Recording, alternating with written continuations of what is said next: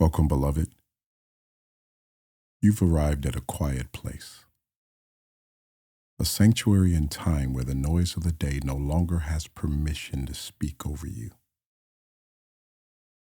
Breathe in slowly and release. Let your shoulders drop. Unclench your jaw. Feel the weight you've carried slide from your body like rain rolling off of a roof. You're safe here. Tonight we rest under the wisdom of Proverbs. This book is a lantern for the path. It's honest about life. It's gentle with the weary. And it's clear about what leads to peace. Proverbs won't shout at you. It doesn't rush you. It simply lays out the way that works, one steady step at a time. If your mind has been loud, you don't have to force it quiet. Let the rhythm of Scripture do the work for you. You don't have to hold every thought in place. You can let them pass like clouds. You don't even have to stay awake. If you drift to sleep, the Word will keep watching over you.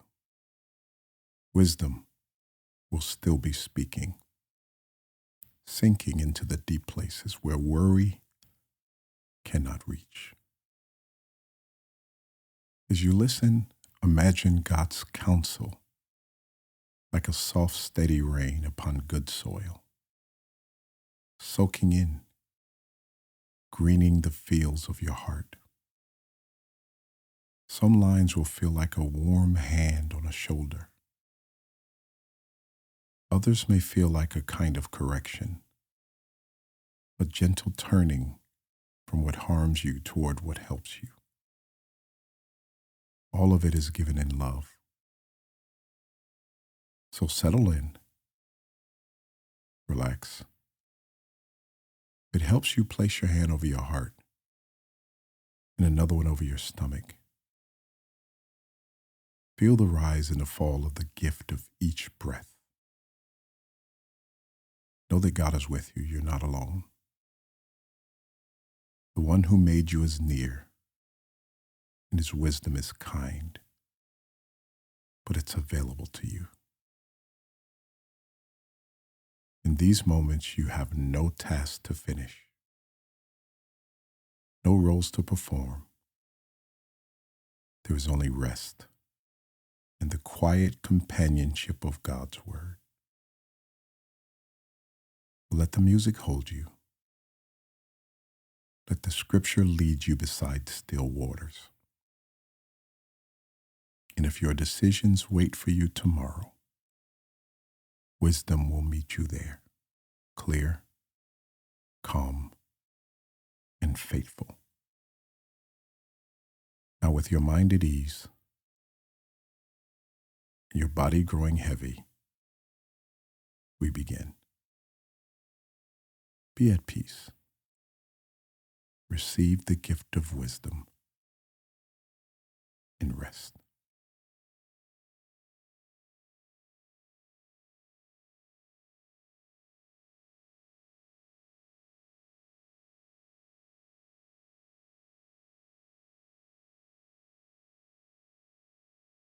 Proverbs 1. The Proverbs of Solomon, the son of David, king of Israel. To know wisdom and instruction, to perceive the words of understanding, to receive the instruction of wisdom, justice, judgment, and equity, to give prudence to the simple, to the young man knowledge and discretion. A wise man will hear and increase learning.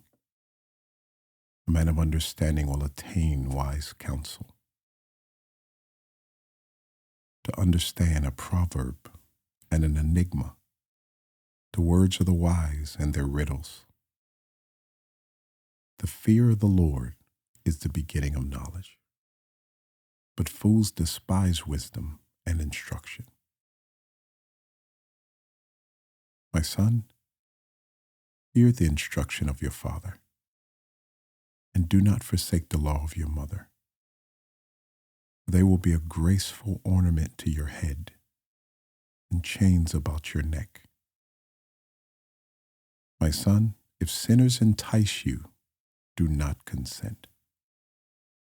If they say, "Come with us, let us lie in wait to shed blood. Let us lurk secretly for the innocent without cause. Let us swallow them alive like Sheol, and whole like those who go down to the pit. We shall find all kind of precious possessions. We shall fill our houses with spoil. Cast in your lot among us. Let us all have one purse. My son, do not walk in the way with them. Keep your foot from their path, for their feet run to evil. They make haste to shed blood. Surely in vain the net is spread in the sight of any bird, but they lie in wait for their own blood. They lurk secretly for their own lives. So are the ways of everyone who is greedy for gain. It takes away the life of its owners. Wisdom calls aloud outside. She raises her voice in the open squares. She cries out in the chief concourses, at the openings of the gate in the city. She speaks her words. How long, you simple ones, will you love simplicity? For scorners delight in their scorning, and fools hate knowledge. Turn it, my rebuke. Surely I will pour out my spirit on you. I will make my words known to you, because I have called and you refused. I have stretched out my hand and no one regarded, because you disdained all my counsel and would have none of my rebuke. I will also laugh at your calamity. I will mock when your terror comes. When your terror comes like a storm, your destruction comes like a whirlwind, when distress and anguish come upon you. Then they will call on me, but I will not answer. They will seek me diligently, but they will not find me, because they hated knowledge and did not choose the fear of the Lord. They would have none of my counsel and despise my every rebuke. Therefore they shall eat the fruit of their own way and be filled to the full with their own fancies.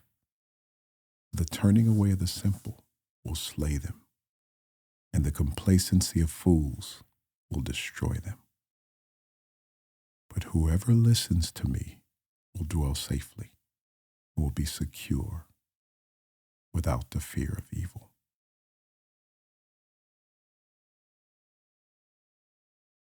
Proverbs 1 opens like an invitation into a house of wisdom. It tells us the purpose clearly: to gain instruction, understanding, and guidance. Wisdom is offered freely, like a voice calling out in the streets, urging us not to ignore her. The chapter warns that rejecting wisdom has consequences, like confusion, fear, and regret. But those who listen will dwell in safety without the fear of evil.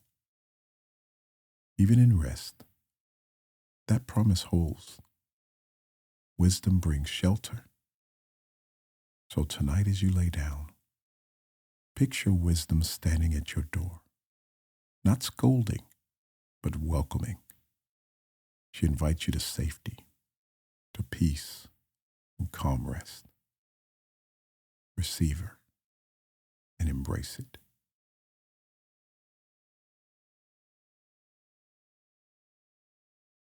Proverbs chapter 2. My son, If you receive my words and treasure my commands within you, so that you incline your ear to wisdom and apply your heart to understanding. Yes, if you cry out for discernment and lift up your voice for understanding. If you seek her as silver and search for her as hidden treasure, then you will understand the fear of the Lord and find the knowledge of God. For the Lord gives wisdom. From his mouth comes knowledge and understanding. He stores up sound wisdom for the upright. He is a shield to those who walk uprightly. He guards the path of justice. He preserves the way of his saints. Then you will understand righteousness and justice, equity, and every good path. When wisdom enters your heart and knowledge is pleasant to your soul, discretion will preserve you. Understanding will keep you, to deliver you from the way of evil, from the man who speaks perverse things, from those who leave the paths of uprightness to walk in the ways of darkness, who rejoice in doing evil and delight in the perversity of the wicked, whose ways are crooked, who are devious in their paths, to deliver you from the immoral woman, from the seductress who flatters with her words, who forsakes the companion of her youth and forgets the covenant of her God. For her house leads down to death, and her paths to the dead. None who go to her return, nor do they regain the paths of life. So you may walk in the way of goodness and keep the paths of righteousness. The upright will dwell in the land, and the blameless will remain in it. But the wicked will be cut off from the earth, and the unfaithful will be uprooted from it. Proverbs 2 feels like a treasure hunt. It says if you seek wisdom like silver, you'll discover the knowledge of God. Wisdom becomes both shield and compass, protecting your steps and guiding your paths. The chapter contrasts two roads, one of uprightness that leads to life, one of darkness that leads to harm. Wisdom is God's way of keeping us safe from deception and destruction. So tonight, let wisdom be your protection. Picture a path glowing faintly under moonlight, steady and it's secure. That's where God leads you. Even as you sleep, know that a wisdom path is being laid before you. Rest in that.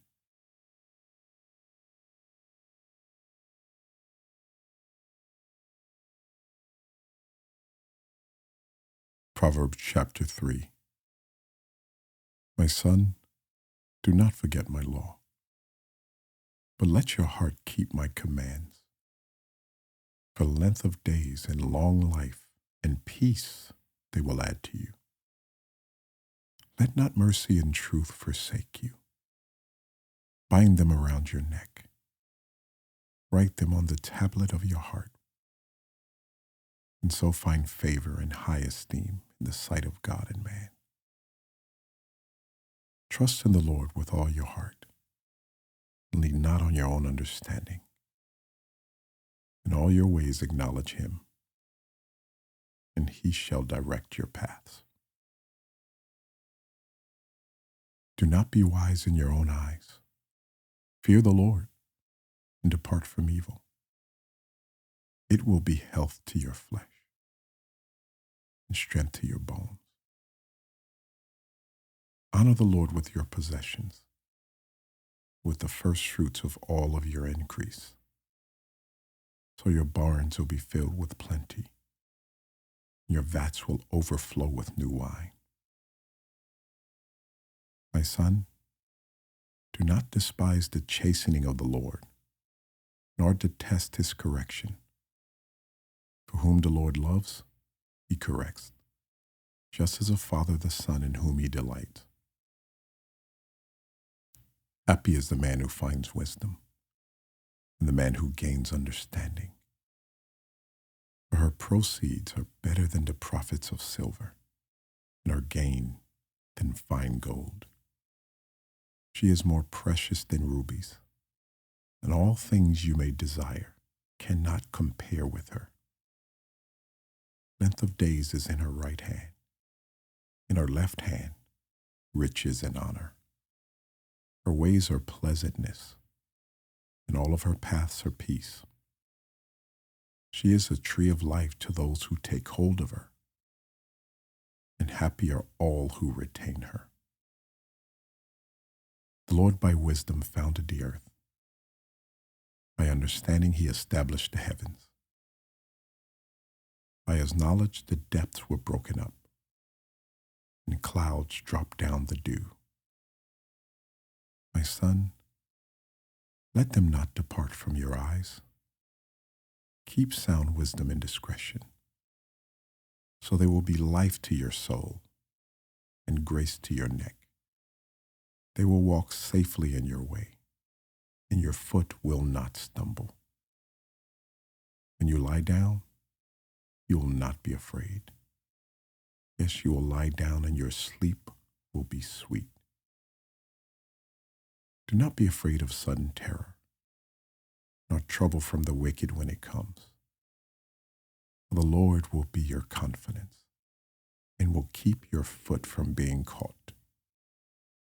Do not withhold good from those to whom it is due, when it's in the power of your hand to do so. Do not say to your neighbor, go and come back, and tomorrow I will give it, when you have it with you. Do not devise evil against your neighbor, for he dwells by you for safety's sake. Do not strive with a man without cause if he has done you no harm. Do not envy the oppressor, and choose none of his ways. For the perverse person is an abomination to the Lord, but his secret counsel is with the upright.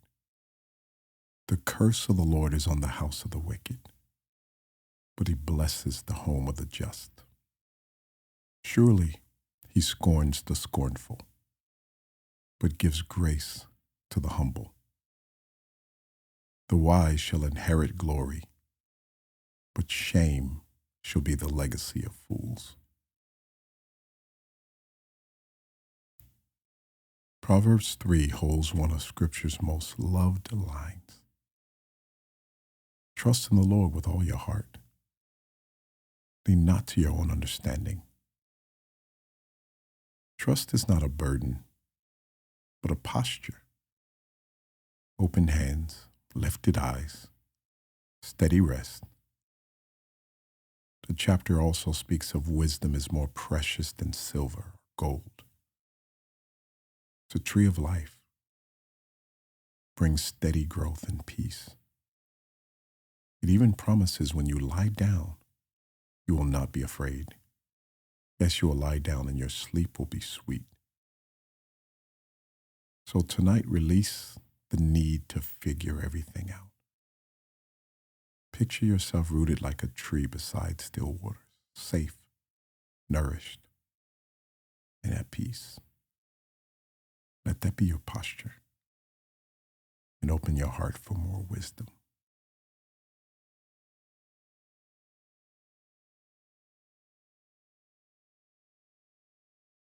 Proverbs chapter 4. Hear, my children, the instruction of a father, and give attention to know understanding. For I give you good doctrine.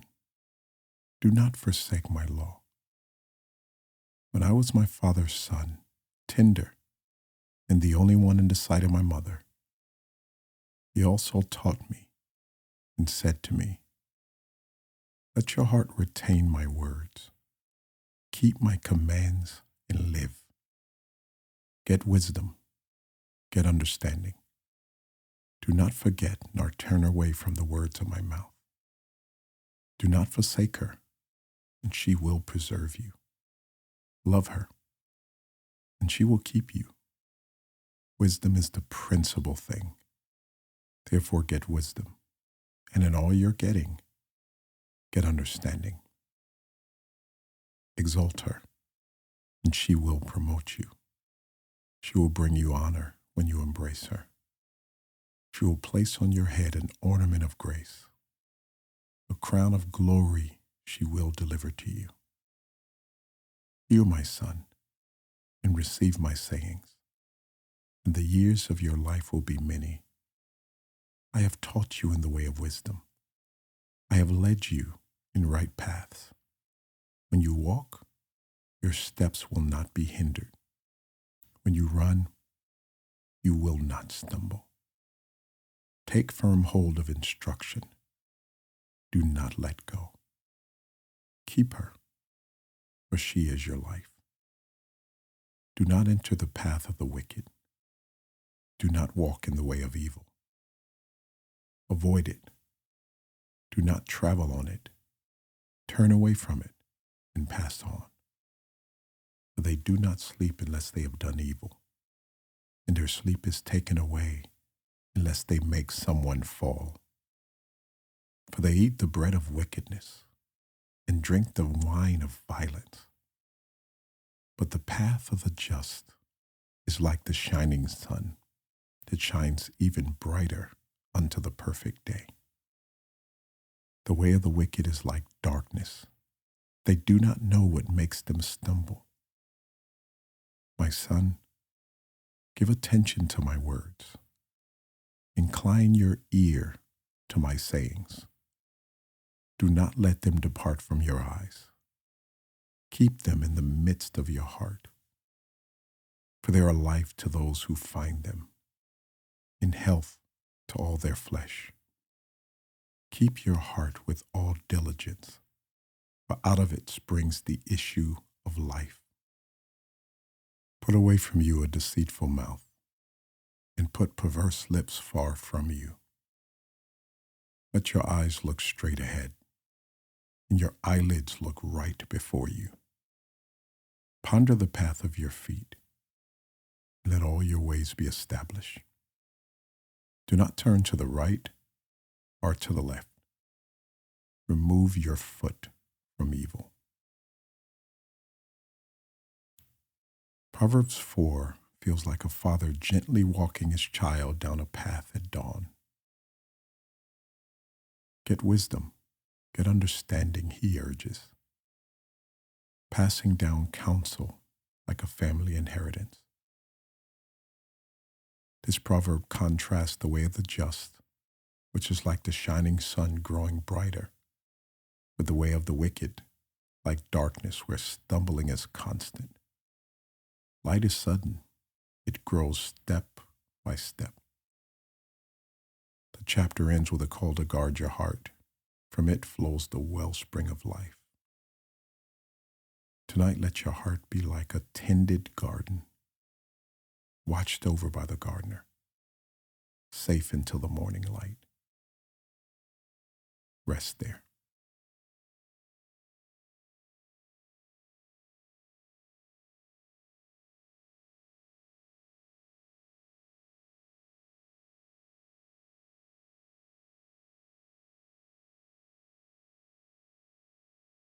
Proverbs chapter 5. My son, pay attention to my wisdom. Lend your ear to my understanding, that you may preserve discretion, and your lips may keep knowledge. For the lips of an immoral woman drip honey, and her mouth is smoother than oil. But in the end she is bitter as wormwood, sharp as a two-edged sword. Her feet go down to death. Her steps lay hold of hell, lest you ponder her paths of life. Her ways are unstable. You do not know them. Therefore hear me now, my children. Do not depart from the words of my mouth. Remove your way far from her, and do not go near the door of her house, lest you give your honor to others and your years to the cruel one, lest aliens be filled with your wealth, and your labors go to the house of a foreigner. And you mourn at last when your flesh and body are consumed, and say, how have I hated instruction, and my heart despised correction?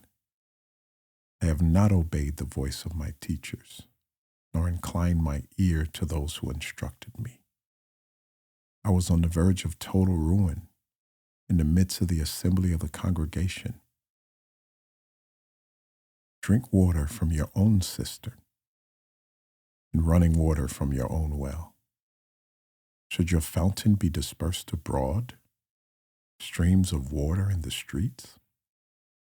Let them be only your own and not a stranger's with you. Let your fountain be blessed and rejoice with the wife of your youth. As a loving deer and a graceful doe, let her breast satisfy you at all times and always be enraptured with her love. Why should you, my son, be enraptured by an immoral woman and be embraced in the arms of a seductress? For the ways of man are before the eyes of the Lord, and he ponders all his paths. His own iniquities entrap the wicked man, and he is caught in the cords of his sin. He shall die for lack of instruction, and in the greatness of his folly he shall go astray. Proverbs 5 speaks of a loving friend who sees danger ahead. It warns that temptation looks sweet at first. Smooth words, quick pleasure, but the end is bitter. Wisdom doesn't shame. It protects by showing you where the road really leads. In contrast, faithfulness is pictured like fresh water from your own spring, pure, open, and satisfying. This lesson is not only about marriage, but it's about delighting in the good gifts God provides rather than chasing shadows. Satisfaction is sweeter than secrecy. This chapter closes with a sober truth. Our ways are always before the Lord, and sin always becomes the cord that binds. But wisdom offers freedom. Tonight, embrace that freedom. Let go of hidden shame. Rest in the forgiveness of God.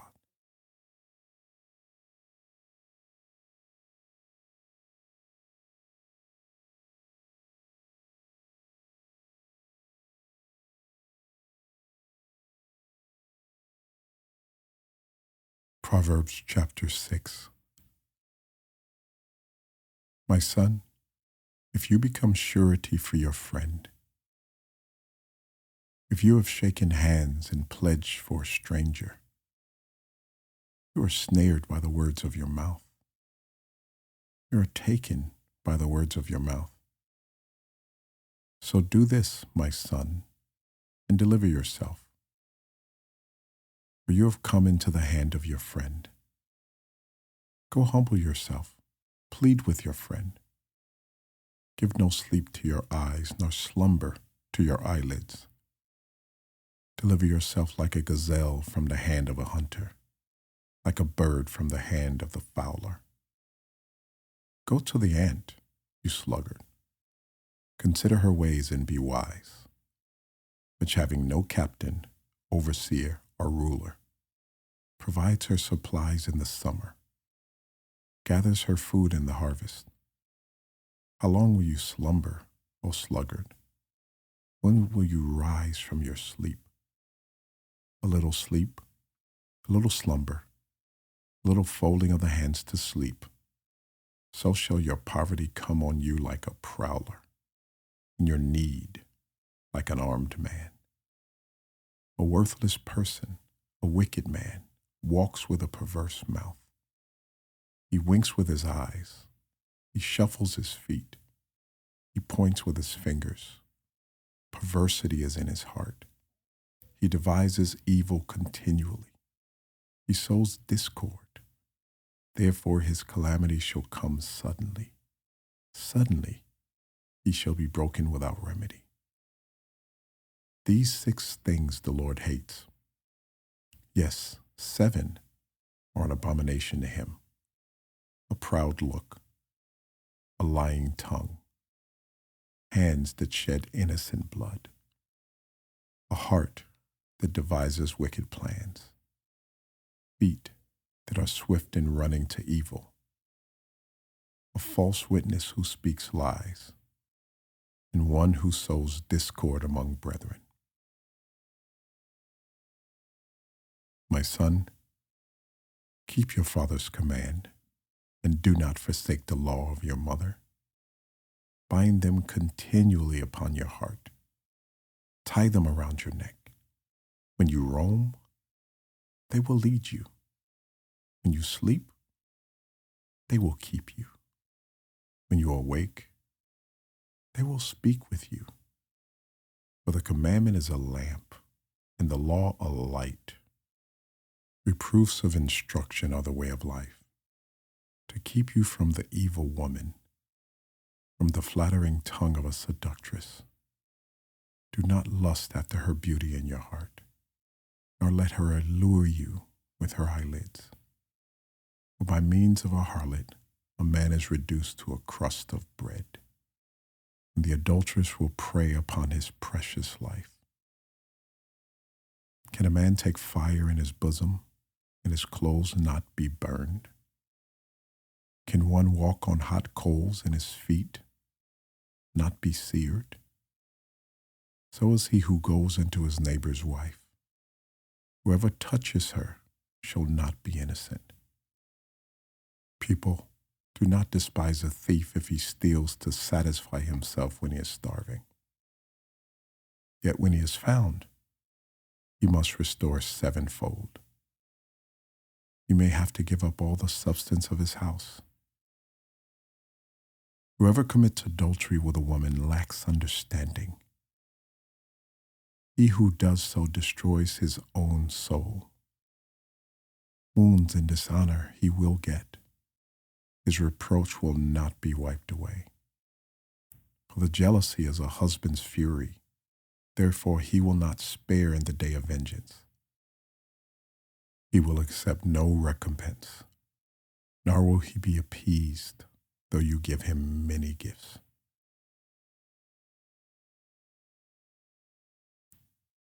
Proverbs 6 feels like a lantern lit in several rooms of life, one after another. It begins in the room of financial caution. Don't entangle yourself in reckless promises.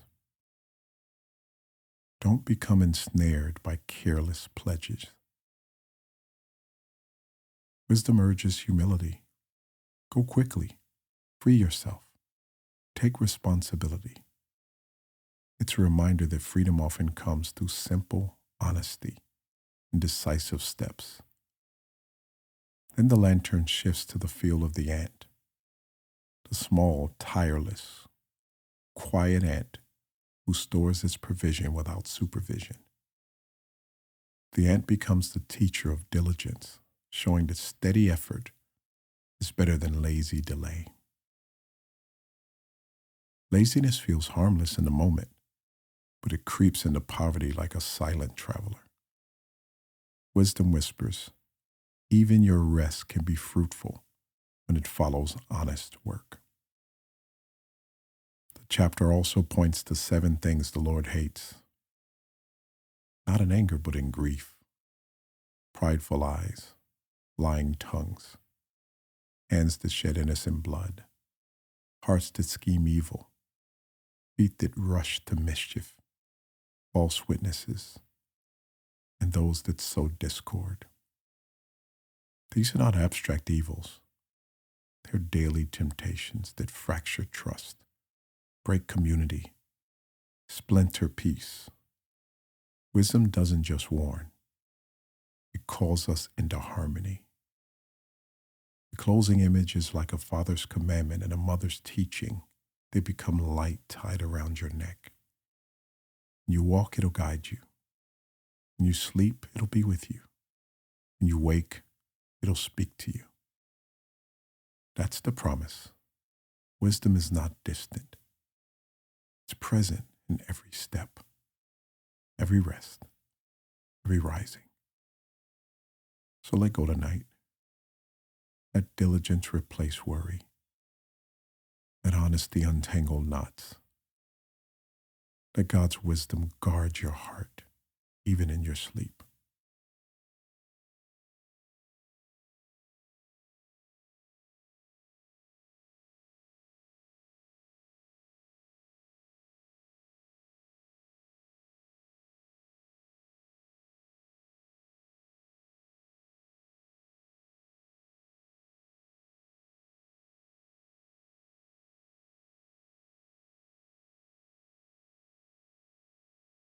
Proverbs chapter 7. My son, keep my words and treasure my commands within you. Keep my commands and live, and my law is the apple of your eye. Bind them on your fingers. Write them on the tablet of your heart.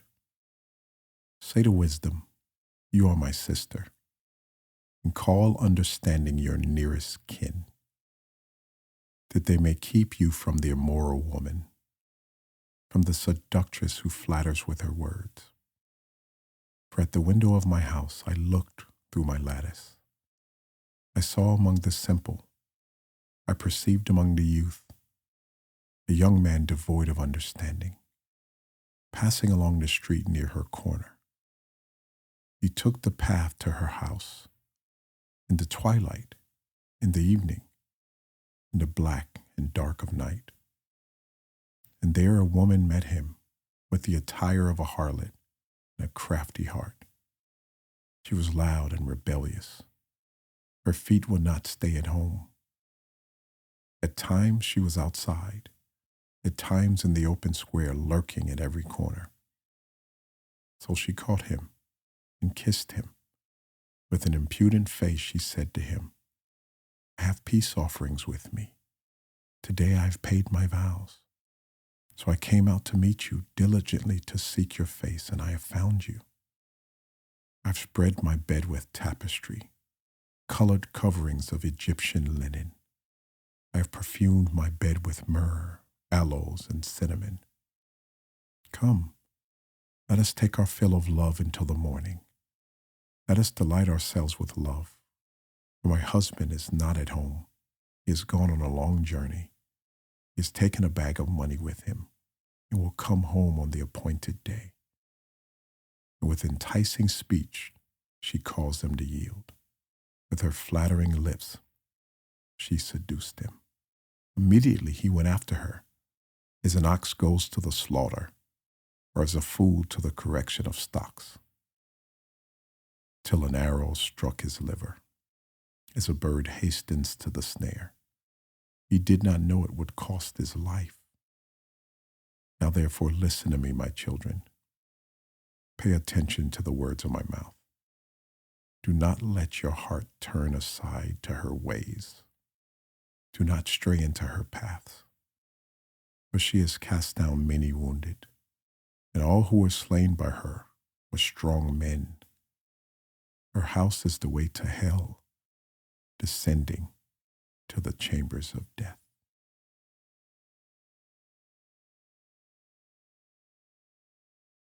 Proverbs 7 is a heartfelt warning, spoken in the quiet of night. The writer pleads, treasure wisdom. Write it on your heart. Treat it like family. Wisdom is not a distant idea. It's a close companion. It's a safeguard against the paths of evil. The chapter points to a vivid picture of temptation. Subtle words, flattering tones, promises of pleasure without cost. But wisdom looks beyond the surface and sees the end. Lives wounded, destinies diminished, strength drained away. What seems sweet at first becomes bitter in the end. Closing image is sobering, yet merciful.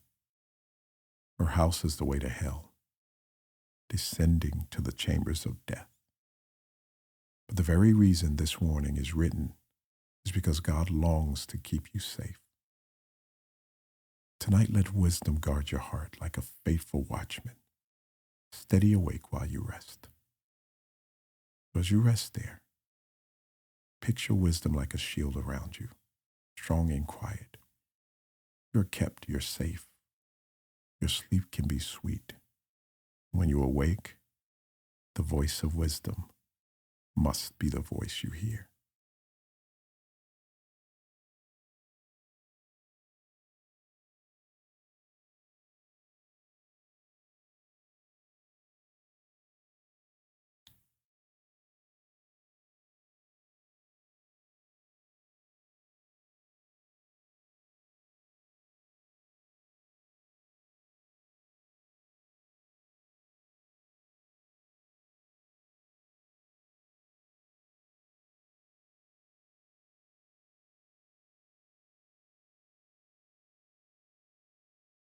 Proverbs chapter 8. Does not wisdom cry out, and understanding lift up her voice? She takes her stand on the top of the high hill, beside the way where the paths meet. She cries out by the gates, at the entry of the city, at the entrance of the doors. To you, O men, I call. My voice is to the sons of men. O you simple ones, understand prudence, and you fools, be of an understanding heart. Listen, for I will speak of excellent things, and from the opening of my lips will come right things. For my mouth will speak truth. Wickedness is an abomination to my lips. All the words of my mouth are righteousness. Nothing crooked or perverse is in them. They are all plain to him who understands, and right to those who find knowledge. Receive my instruction, and not silver, and knowledge rather than choice gold. For wisdom is better than rubies, and all the things one may desire cannot be compared with her. I, wisdom, dwell with prudence, and find out knowledge and discretion. The fear of the Lord is to hate evil, pride and arrogance and the evil way, and the perverse mouth I hate. Counsel is mine, and sound wisdom. I am understanding. I have strength. By me kings reign, and rulers decree justice. By me princes rule, and nobles, all the judges of the earth. I love those that love me, and those who seek me diligently will find me. Riches and honor are with me, enduring riches and righteousness.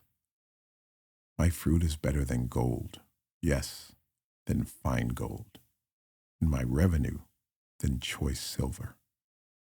I traverse the way of righteousness, in the midst of the path of justice, that I may cause those who love me to inherit wealth, that I may fill their treasuries.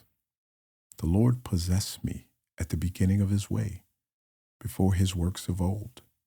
I have been established from everlasting, from the beginning, before there ever was an earth. When there were no depths, I was brought forth. When there were no fountains abounding with water, before the mountains were settled, before the hills, I was brought forth. While as yet he had not yet made the earth or the fields or the primal dust of the world. When he prepared the heavens, I was there. When he drew a circle on the face of the deep, when he established the clouds above, when he strengthened the fountains of the deep, when he assigned to the sea its limit, so that the waters could not transgress his command, when he marked out the foundations of the earth. Then I was beside him as a master craftsman, and I was daily his delight, rejoicing always before him, rejoicing in his inhabited world. My delight was with the sons of men. Now therefore listen to me, my children, for blessed are those who keep my ways. Hear instruction and be wise. Do not disdain it. Blessed is the man who listens to me, watching daily at my gates, waiting at the post of my door. For whoever finds me finds life and obtains favor from the Lord. But he who sins against me wrongs his own soul, and those who hate me love death.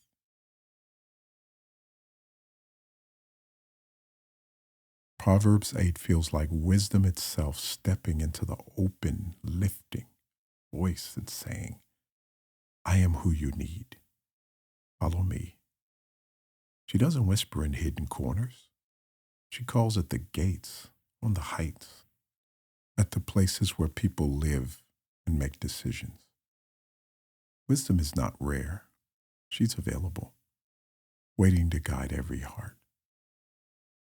This chapter paints wisdom as older than creation itself, present before the mountains were formed, beside the Lord as a master craftsman when the earth was made. This isn't abstract. It's assurance. The same wisdom woven into the universe can steady your life. Then comes the promise. Blessed is the one who listens to me, watching daily at my gates. Picture yourself waiting at wisdom's door, not striving, just ready. You're invited into blessing, stability, and peace. Peace that lasts, even as you sleep. Rest in that.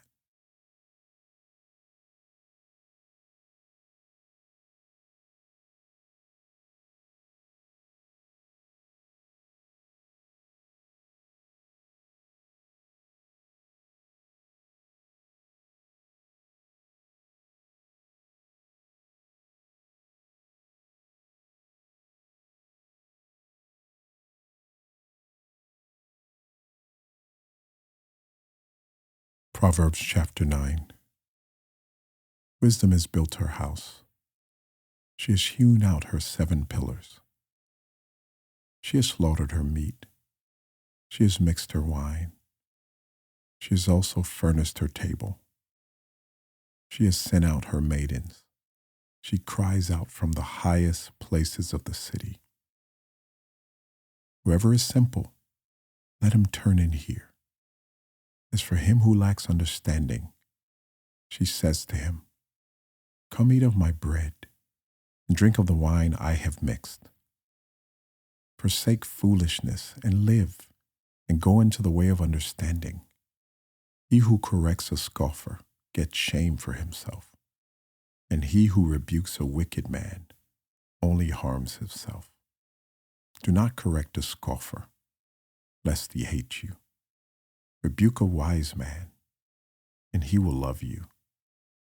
Give instruction to a wise man, and he will still become wiser. Teach a just man, and he will increase in learning. The fear of the Lord is the beginning of wisdom, and the knowledge of the Holy One is understanding. For by me your days will be multiplied, and years of life will be added to you. If you are wise for yourself. If you scoff, you will bear it alone. A foolish woman is clamorous. She is simple and knows nothing. But she sits at the door of her house on a seat by the highest places of the city to call to those who pass by, go straight on their way. Whoever is simple, let him turn in here. As for him who lacks understanding, she says to him, Stolen water is sweet, and bread eaten in secret is pleasant. But he does not know that the dead are there, and her guests are in the depths of hell.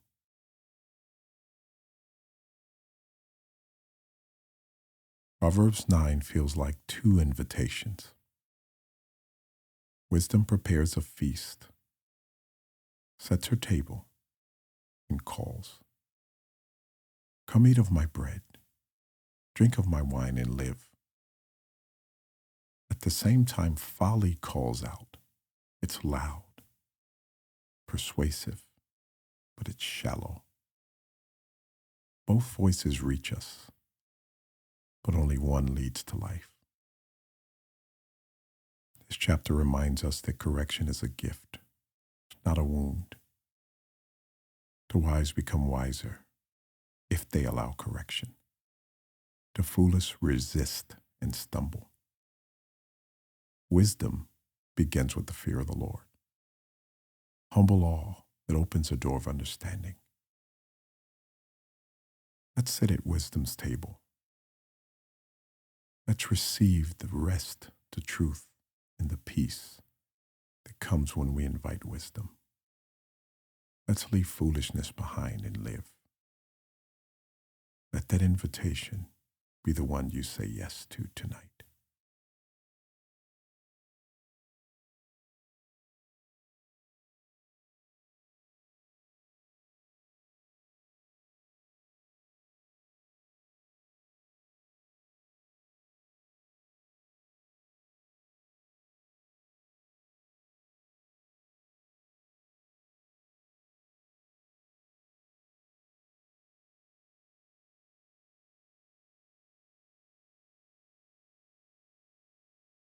Proverbs chapter 10. The Proverbs of Solomon. A wise son makes a glad father, but a foolish son is the grief of his mother. Treasures of wickedness profit nothing, but righteousness delivers from death. The Lord will not allow the righteous soul to famish, but he casts away the desire of the wicked. He who has a slack hand becomes poor, but the hand of the diligent makes rich. He who gathers in summer is a wise son. He who sleeps in the harvest is a son who causes shame. Blessings are on the head of the righteous, but violence covers the mouth of the wicked. The memory of the righteous is blessed, but the name of the wicked will rot. The wise in heart will receive commands, but a prating fool will fall. He who walks with integrity walks securely, but he who perverts his ways will become known. He who winks with the eye causes trouble, but a prating fool will fall. The mouth of the righteous is a well of life, but violence covers the mouth of the wicked. Hatred stirs up strife, but love covers all sins. Wisdom is found on the lips of him who has understanding, but the rod is for the back of him who is devoid of understanding. Wise people store up knowledge, but the mouth of the foolish is near destruction. The rich man's wealth is his strong city. The destruction of the poor is their poverty. The labor of the righteous leads to life, the wages of the wicked to sin. He who keeps instruction is in the way of life, but he who refuses correction goes astray. Whoever hides hatred has lying lips, and whoever spreads slander is a fool. In the multitude of words, sin is not lacking, but he who restrains his lips is wise. The tongue of the righteous is choice silver. The heart of the wicked is worth little. The lips of the righteous feed many, but fools die for lack of wisdom. The blessing of the Lord makes one rich, and he adds no sorrow with it. To do evil is like sport to a fool, but a man of understanding has wisdom. The fear of the wicked will come upon him, and the desire of the righteous will be granted. When the whirlwind passes by, the wicked is no more, but the righteous has an everlasting foundation. As vinegar to the teeth and smoke to the eyes, so is the lazy man to those who send him. The fear of the Lord prolongs days, but the years of the wicked will be shortened. The hope of the righteous will be gladness, but the expectation of the wicked will perish. The way of the Lord is strength for the upright, but destruction will come to the workers of iniquity. The righteous will never be removed, but the wicked will not inhabit the earth. The mouth of the righteous brings forth wisdom, but the perverse tongue will be cut out. The lips of the righteous know what is acceptable, but the mouth of the wicked what is perverse.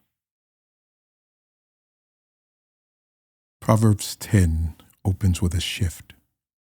The short sayings of Solomon, simple but sharp, each one like a seed of wisdom. They remind us that righteousness brings life and joy, while wickedness drains and destroys. It's the steady theme. God's ways build, but shortcuts collapse. The contrast moves quickly. Diligence versus laziness.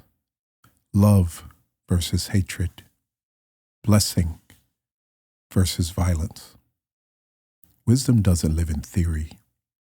It shows up in words, in choices, in the way we treat one another. Even our speech is called to be a fountain of life, refreshing those who hear. As you're resting tonight,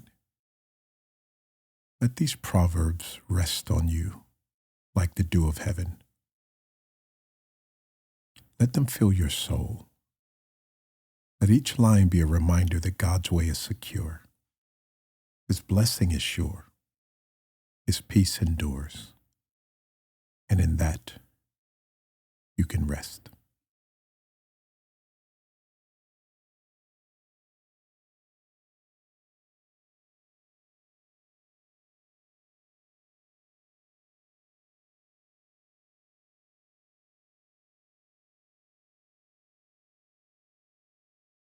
Proverbs 11. Dishonest scales are an abomination to the Lord, but a just weight is his delight. When pride comes, then comes shame, but with the humble is wisdom. The integrity of the upright will guide them, but the perversity of the unfaithful will destroy them. Riches do not profit in the day of wrath, but righteousness delivers from death. The righteousness of the blameless will direct his way aright, but the wicked will fall by his own wickedness. The righteousness of the upright will deliver them, but the unfaithful will be caught by their lust. When a wicked man dies, his expectation will perish, and the hope of the unjust perishes. The righteous is delivered from trouble, and it comes to the wicked instead. The hypocrite with his mouth destroys his neighbor, but through the knowledge of the righteous he will be delivered. When it goes well with the righteous, the city rejoices. When the wicked perish, there is jubilation. By the blessing of the upright, the city is exalted, but it is overthrown by the mouth of the wicked. He who is devoid of wisdom despises his neighbor, but a man of understanding holds his peace.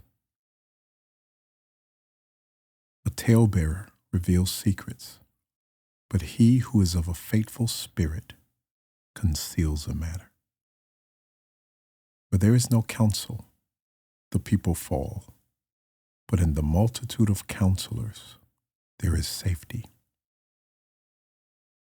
He who is surety for a stranger will suffer, but one who hates being surety is secure. A gracious woman retains honor, but ruthless men retain riches. The merciful man does good to his own soul, but he who is cruel troubles his own flesh. The wicked man does deceptive work, but he who sows righteousness will have a sure reward. As righteousness leads to life, so he who pursues evil pursues it to his own death. Those who are of a perverse heart are an abomination to the Lord, but the blameless in their ways are his delight. Though they join forces, the wicked will not go unpunished, but the posterity of the righteous will be delivered. As a ring of gold in a swine's snout, so is a lovely woman who lacks discretion. The desire of the righteous is only good, but the expectation of the wicked is wrath. There is one who scatters, yet increases more. And there is one who withholds more than is right, but it leads to poverty. A generous soul will be made rich, and he who waters will also be watered himself. The people will curse him who withholds grain, but blessing will be on the head of him who sells it. He who earnestly seeks good finds favor, but trouble will come to him who seeks evil. He who trusts in his riches will fall, but the righteous will flourish like foliage. He who troubles his own house will inherit the wind, and the fool will be servant to the wise of heart. The fruit of the righteous is a tree of life, and he who wins souls is wise. If the righteous will be recompensed on the earth, how much more the ungodly and the sinner? Proverbs 11 shows us how integrity steadies life.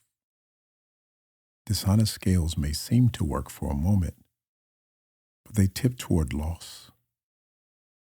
A person who walks in righteousness, however, is like a house built upon a rock, unshaken, secure, and enduring. The chapter contrasts selfishness with generosity. One withholds and grows poor. Another gives freely and is enriched. A kind heart blesses not only others, but is refreshed itself. Wisdom reminds us that what we sow returns, often in ways we cannot yet see.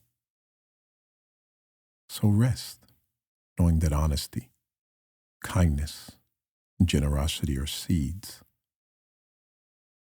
Some of them are already planted in your life. They will grow even as you sleep. They'll prepare a harvest of peace for your tomorrow.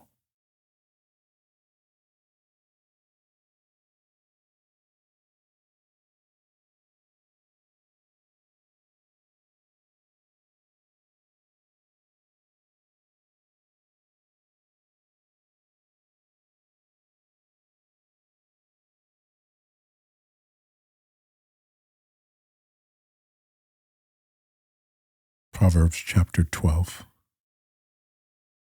Whoever loves instruction loves knowledge, but he who hates correction is stupid. A good man obtains favor from the Lord, but a man of wicked intentions he will condemn. A man is not established by wickedness, but the root of the righteous cannot be moved. An excellent wife is the crown of her husband, but she who causes shame is like rottenness in his bones. The thoughts of the righteous are right, but the counsels of the wicked are deceitful. The words of the wicked are, lie in wait for blood, but the mouth of the upright will deliver him. The wicked are overthrown and are no more, but the house of the righteous will stand.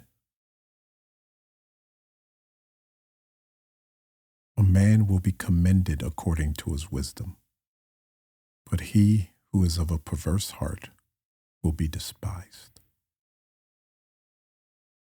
Better is one who is slighted but has a servant than he who honors himself but lacks bread.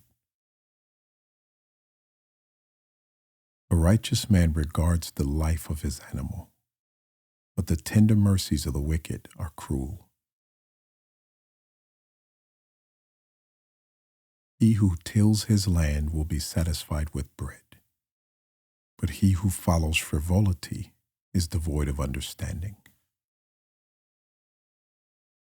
The wicked covet the catch of evil men, but the root of the righteous yields fruit. The wicked is ensnared by the transgression of his lips, but the righteous will come through trouble.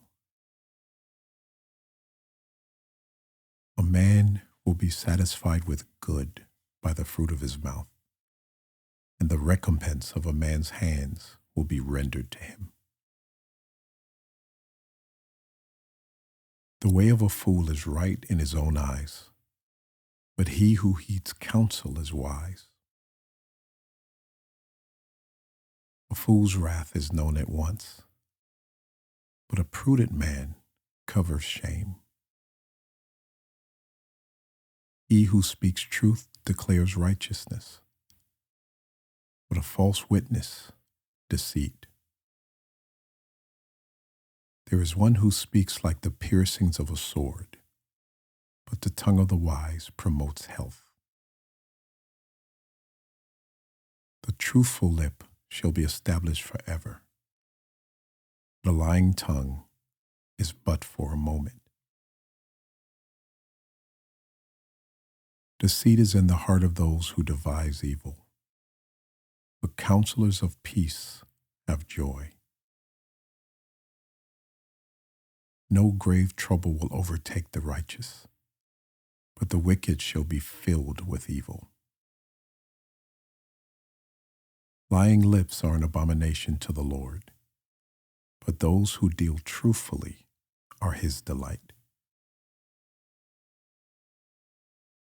A prudent man conceals knowledge, but the heart of fools proclaims foolishness. The hand of the diligent will rule, but a lazy man will be put to forced labor. Anxiety in the heart of a man causes depression, but a good word makes it glad. The righteous should choose his friends carefully, for the way of the wicked leads them astray. The lazy man does not roast what he took in hunting, but diligence is man's precious possession. In the way of righteousness is life, and in its pathway there is no death. Proverbs 12 shows how wisdom shapes both character and daily life. Those who love discipline grow in understanding, but those who despise correction remain shallow. A good person's roots run deep, while the plans of the wicked are shaky, short-lived. This chapter reminds us that words matter. Truthful lips endure, while lies are but for a moment. Kind words bring healing. Reckless words pierce like a sword. Speech is never empty. It carries either life or harm. As you lay there tonight, let your heart be filled with this truth. Let's ask God to touch our words, make them a gentle stream of perpetual kindness.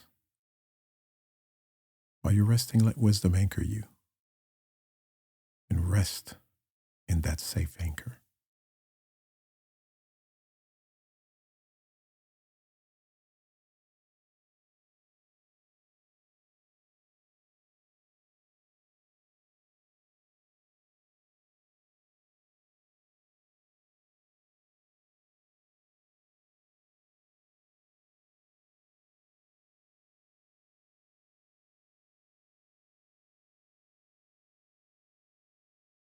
Proverbs chapter 13. A wise son heeds his father's instruction, but a scoffer does not listen to rebuke. A man shall eat well by the fruit of his mouth, but the soul of the unfaithful feeds on violence. He who guards his mouth preserves his life, but he who opens wide his lips shall have destruction. The soul of a lazy man desires and has nothing, but the soul of the diligent shall be made rich. A righteous man hates lying, but a wicked man is loathsome and comes to shame. Righteousness guards him whose way is blameless, but wickedness overthrows the sinner. There is one who makes himself rich, yet has nothing, and one who makes himself poor, yet has great riches. The ransom of a man's life is his riches, but the poor does not hear rebuke. The light of the righteous rejoices, but the lamp of the wicked will be put out. By pride comes nothing but strife, but with the well-advised is wisdom. Wealth gained by dishonesty will be diminished, but he who gathers by labor will increase. Hope deferred makes the heart sick, but when the desire comes, it is a tree of life. He who despises the word will be destroyed, but he who fears the commandment will be rewarded. The law of the wise is a fountain of life, to turn one away from the snares of death. Good understanding gains favor, but the way of the unfaithful is hard. Every prudent man acts with knowledge, but a fool lays open his folly. A wicked messenger falls into trouble, but a faithful ambassador brings health.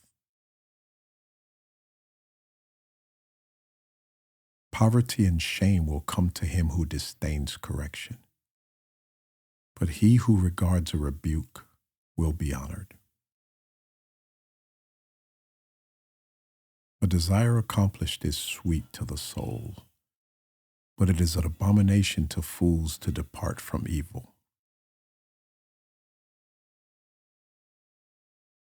He who walks with wise men will be wise, but the companion of fools will be destroyed. Evil pursues sinners, but to the righteous good shall be repaid.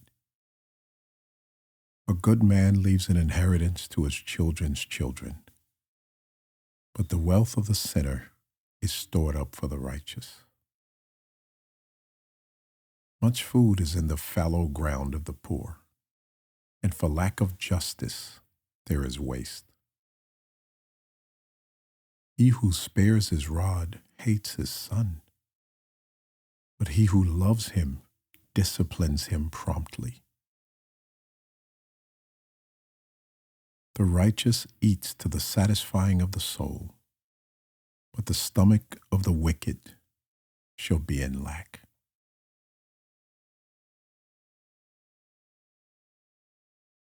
Proverbs 13 contrasts the fruit of wisdom and the folly in everyday choices. A wise child listens to instruction, while a scoffer ignores it. Diligence leads to provision, but laziness leaves hunger behind.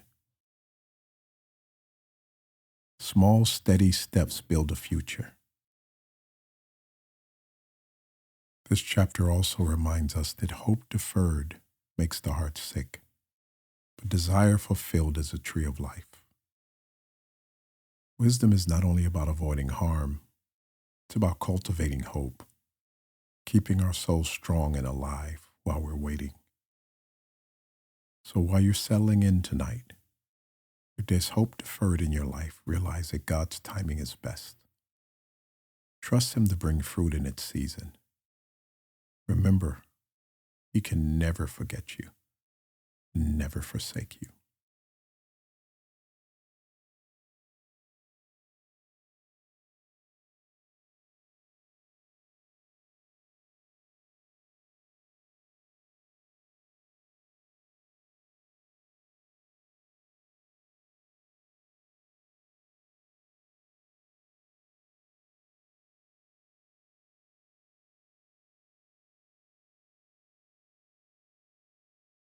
Proverbs chapter 14. The wise woman builds her house, but the foolish pulls it down with her hands. He who walks in his uprightness fears the Lord, but he who is perverse in his ways despises him. In the mouth of a fool is a rod of pride, but the lips of the wise will preserve them. Where no oxen are, the trough is clean, but much increase comes by the strength of an ox. A faithful witness does not lie, but a false witness will utter lies. A scoffer seeks wisdom and does not find it, but knowledge is easy to him who understands. Go from the presence of a foolish man, and you do not perceive in him the lips of knowledge.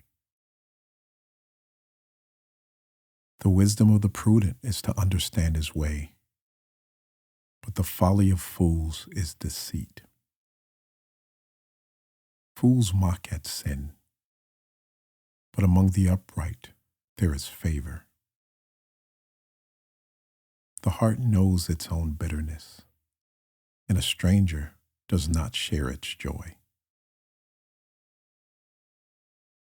The house of the wicked will be overthrown, but the tent of the upright will flourish. There is a way that seems right to a man, but its end is the way of death. Even in laughter, the heart may sorrow, and the end of mirth may be grief. The backslider in heart will be filled with his own way, but a good man will be satisfied from above. The simple believes every word, but the prudent considers well his steps. A wise man fears and departs from evil, but a fool rages and is self-confident. A quick-tempered man acts foolishly, and a man of wicked intentions is hated. The simple inherit folly, but the prudent are crowned with knowledge. The evil will bow before the good, and the wicked at the gate of the righteous. The poor man is hated even by his own neighbor, but the rich has many friends. He who despises his neighbor sins, but he who has mercy on the poor, happy is he. Do they not go astray who devise evil? But mercy and truth belong to those who devise good.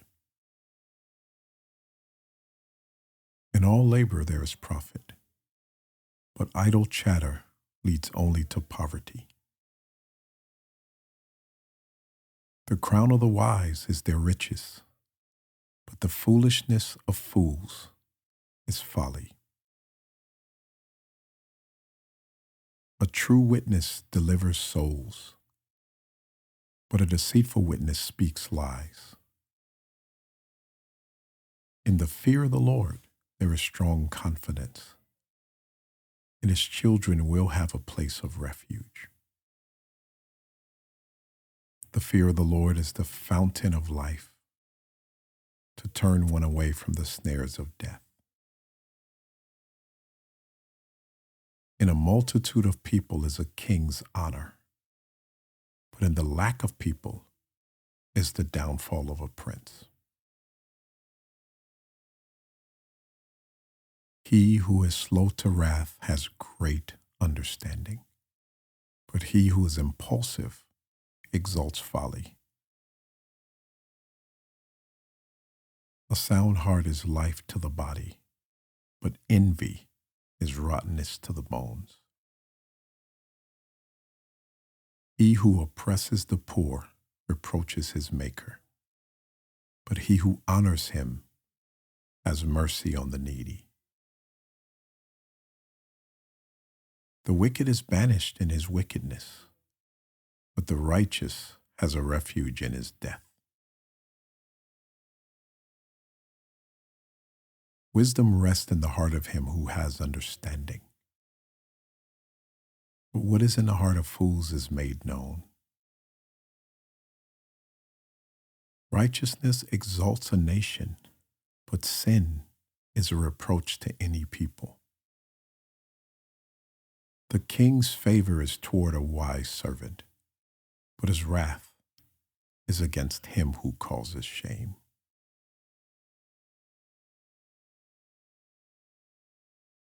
Proverbs 14 shows how wisdom builds and foolishness tears down. A wise woman builds her house with care, but folly dismantles it with her own hands. The theme is clear. Wisdom is steady construction. Foolishness is slow decay. This chapter moves through contrasts. Peaceful hearts bring life. Envy rots the bones.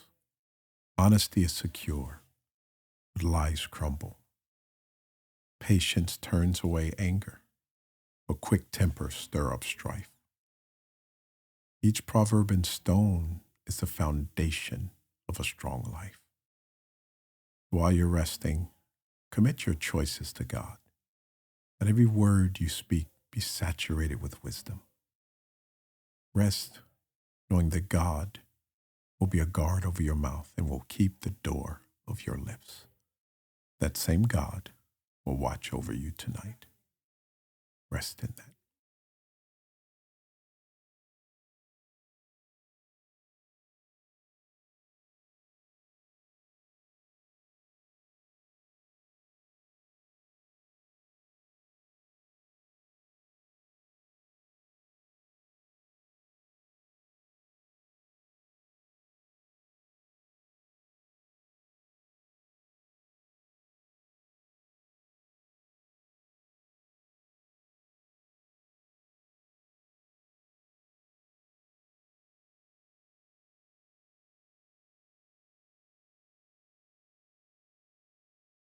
Proverbs chapter 15.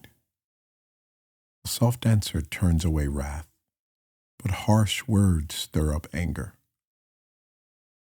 The tongue of the wise uses knowledge rightly, but the mouth of fools pours forth foolishness. The eyes of the Lord are in every place, keeping watch on the evil and the good. A wholesome tongue is a tree of life, but perverseness in it breaks the spirit. A fool despises his father's instruction, but he who receives correction is prudent. In the house of the righteous there is much treasure, but in the revenue of the wicked is trouble. The lips of the wise disperse knowledge, but the heart of the fool does not do so. The sacrifice of the wicked is an abomination to the Lord, but the prayer of the upright is his delight. The way of the wicked is an abomination to the Lord, but he loves him who follows righteousness. Harsh discipline is for him who forsakes the way, and he who hates correction will die. Hell and destruction are before the Lord, so much more the hearts of the sons of men. A scoffer does not love one who corrects him, nor will he go to the wise. A merry heart makes a cheerful countenance, but by sorrow of heart the spirit is broken. The heart of him who has understanding seeks knowledge, but the mouth of fools feeds on foolishness.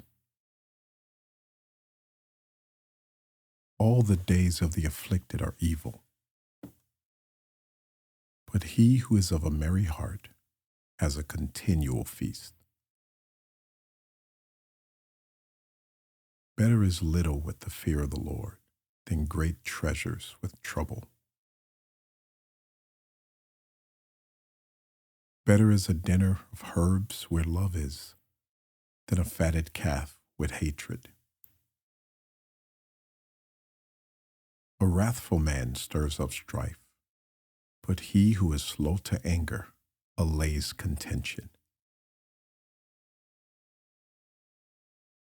The way of a lazy man is like a hedge of thorns, but the way of the upright is a highway.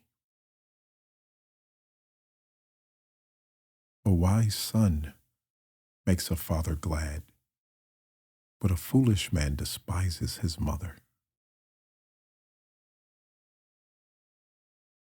Folly is joy to him who is destitute of discernment, but a man of understanding walks uprightly. Without counsel, plans go awry, but in the multitude of counselors, they are established. A man has joy by the answer of his mouth, and a word spoken in due season, how good it is. The way of life winds upward for the wise, that he may turn away from hell below. The Lord will destroy the house of the proud. He will establish the boundary of the widow.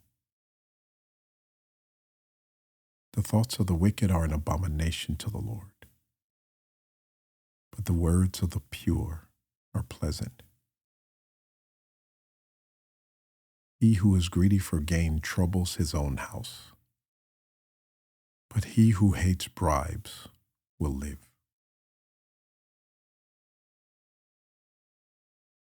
The heart of the righteous studies how to answer, but the mouth of the wicked pours forth evil. The Lord is far from the wicked, but he hears the prayer of the righteous. The light of the eyes rejoices the heart, and a good report makes the bones healthy. The ear that hears the rebukes of life will abide among the wise. He who disdains instruction despises his own soul, but he who heeds rebuke gets understanding. The fear of the Lord is the instruction of wisdom. Before honor is humility. Proverbs 15 opens with a simple but powerful truth. A soft answer turns away wrath, but harsh words store up anger.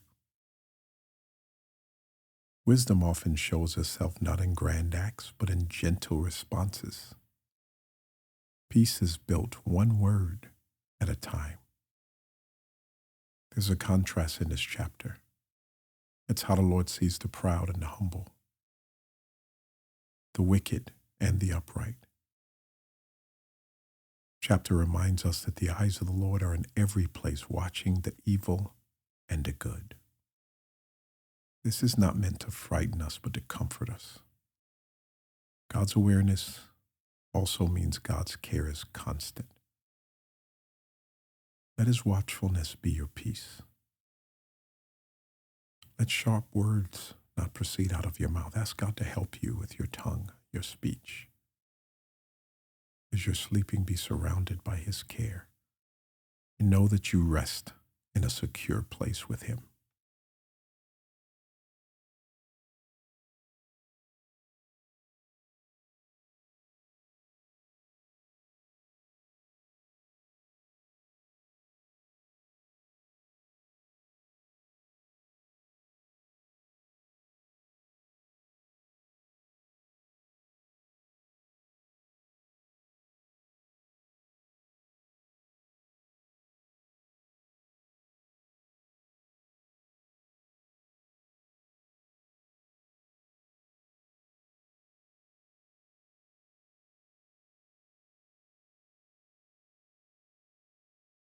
Proverbs chapter 16.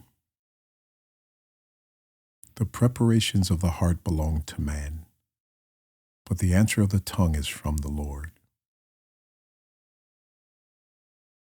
All the ways of a man are pure in his own eyes. The Lord weighs the spirits. Commit your works to the Lord, and your thoughts will be established. The Lord has made all for himself, yes, even the wicked, for the day of doom. Everyone proud in heart is an abomination to the Lord. Though they join forces, none will go unpunished. In mercy and truth, atonement is provided for iniquity. And by the fear of the Lord, one departs from evil. When a man's ways please the Lord, he makes even his enemies to be at peace with him. Better is little with righteousness than vast revenues without justice. A man's heart plans his way, but the Lord directs his steps. Divination is on the lips of the king. His mouth must not transgress in judgment. Honest weights and scales are the Lord's. All the weights in the bag are his work. It is an abomination for kings to commit wickedness. Our throne is established by righteousness. Righteous lips are the delight of kings, and they love him who speaks what is right. As messengers of death is the king's wrath, but a wise man will appease it. In the light of the king's face is life, and his favor is like the cloud of the latter rain. How much better to get wisdom than gold, and to get understanding is to be chosen rather than silver. The highway of the upright is to depart from evil. He who keeps his way preserves his soul. Pride goes before destruction, and a haughty spirit before a fall. Better to be of a humble spirit with the lowly than to divide the spoil with the proud. He who heeds the word wisely will find good, and whoever trusts the Lord, happy is he. The wise in heart will be called prudent, and the sweetness of the lips increases learning. Understanding is a wellspring of life to him who has it, but the correction of fools is folly. The heart of the wise teaches his mouth and adds learning to his lips. Pleasant words are like a honeycomb, sweetness to the soul and health to the bones. There is a way that seems right to a man, but its end is the way of death.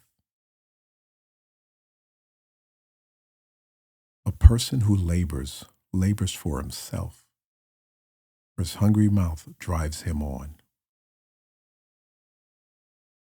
The ungodly man digs up evil, and it is on his lips like a burning fire. A perverse man sows strife, and a whisperer separates the best of friends. A violent man entices his neighbor and leads him in a way that is not good. He winks his eye to devise perverse things. He purses his lips and brings about evil. The silver-haired head is a crown of glory. It is found in the way of righteousness. He who is slow to anger is better than the mighty, and he who rules his spirit than he who takes a city. The lot is cast into the lap, but its every decision is from the Lord. Proverbs 16 reminds us that while we plan our steps, it's the Lord who establishes them. Wisdom begins with surrender, trusting that God's direction, it's better than anything we could ever design. His guidance is not chance, it's care. Throughout the chapter, he repeats that pride leads to downfall, but humility finds favor.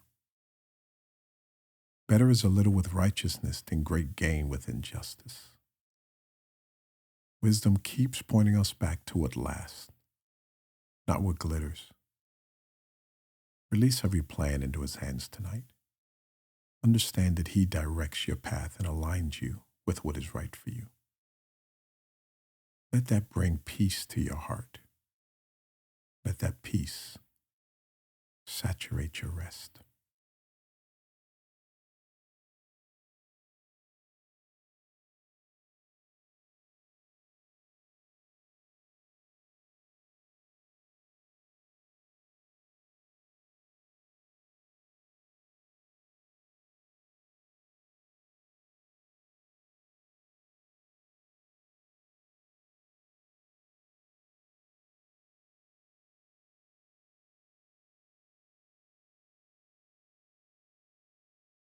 Proverbs chapter 17. Better is a dry morsel with quietness than a house full of feasting with strife. A wise servant will rule over a son who causes shame, and will share an inheritance among the brothers. The refining pot is for silver, and the furnace for gold, but the Lord tests the hearts. An evildoer gives heed to false lips. A liar listens eagerly to a spiteful tongue. He who mocks the poor reproaches his maker. He who is glad at calamity will not go unpunished. Children's children are the crown of old men, and the glory of their children is their father. Excellent speech is not becoming to a fool, much less lying lips to a prince. A present is a precious stone in the eyes of its possessor. Wherever he turns, he prospers. He who covers a transgression seeks love, but he who repeats a matter separates friends. Rebuke is more effective for a wise man than 100 blows on a fool. An evil man seeks only rebellion. Therefore, a cruel messenger will be sent against him. Let a man meet a bear robbed of her cubs rather than a fool in his folly. Whoever rewards evil for good, evil will not depart from his house.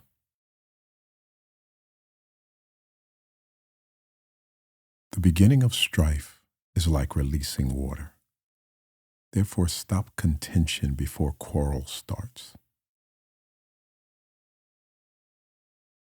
He who justifies the wicked and he who condemns the just, both of them alike are an abomination to the Lord. Why is there in the hand of a fool the purchase price of wisdom, since he has no heart for it? A friend loves at all times, and a brother is born for adversity. A man devoid of understanding shakes hands in a pledge, becomes surety for his friend.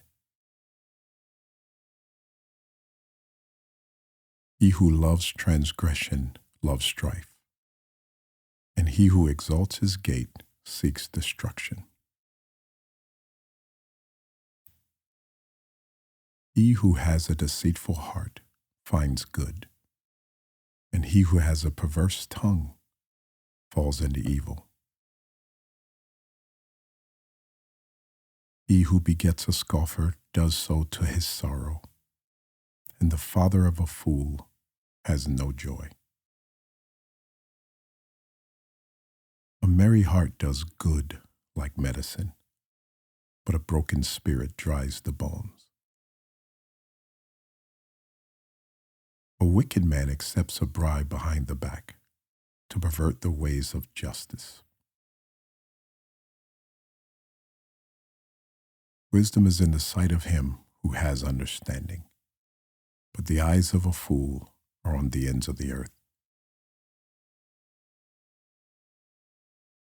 A foolish son is a grief to his father, and bitterness to her who bore him. Also, to punish the righteous is not good, nor to strike princes for their uprightness. He who has knowledge spares his words, and a man of understanding is of a calm spirit.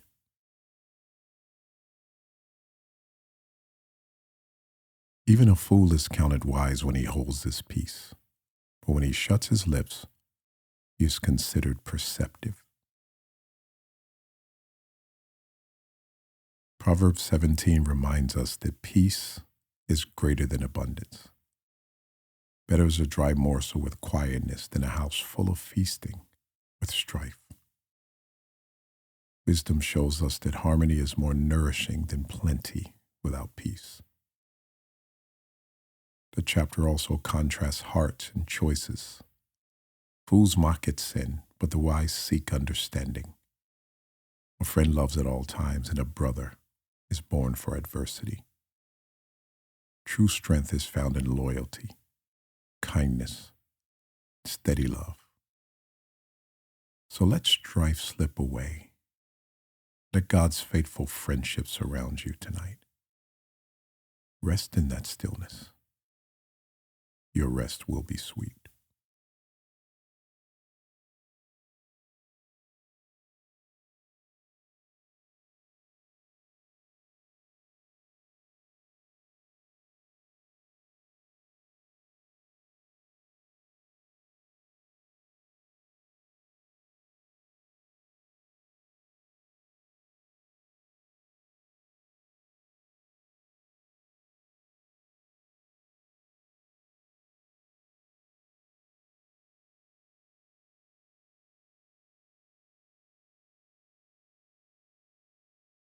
Proverbs chapter 18. A man who isolates himself seeks his own desire. He rages against all wise judgment. A fool has no delight in understanding, but in expressing his own heart. When the wicked comes, contempt comes also, and with dishonor comes reproach. The words of a man's mouth are deep waters. The wellspring of wisdom is a flowing brook. It is not good to show partiality to the wicked, or to overthrow the righteous in judgment. A fool's lips enter into contention, and his mouth calls for blows. A fool's mouth is his destruction, and his lips are the snare of his soul. The words of a talebearer are like tasty trifles. They go down into the innermost body. He who is slothful in his work is a brother to him who is a great destroyer. The name of the Lord is a strong tower. The righteous run into it and are safe. The rich man's wealth is a strong city, like a high wall in his own esteem. Before destruction, the heart of a man is haughty, and before honor is humility.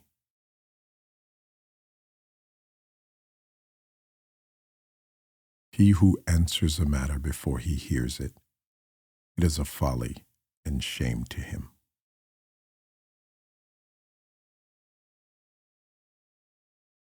The spirit of a man will sustain him in sickness, but who can bear a broken spirit? The heart of the prudent acquires knowledge, and the ear of the wise seeks knowledge. A man's gift makes room for him and brings him before great men. The first one to plead his cause seems right, until his neighbor comes and examines him. Casting lots causes contentions to cease and keeps the mighty apart. A brother offended is harder to win than a strong city, and contentions are like the bars of a castle.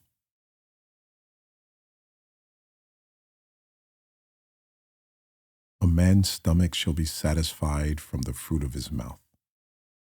From the produce of his lips he shall be filled. Death and life are in the power of the tongue, and those who love it will eat its fruit. He who finds a wife finds a good thing and obtains favor from the Lord. The poor man uses entreaties, but the rich answers roughly. A man who has friends must himself be friendly, but there is a friend who sticks closer than a brother.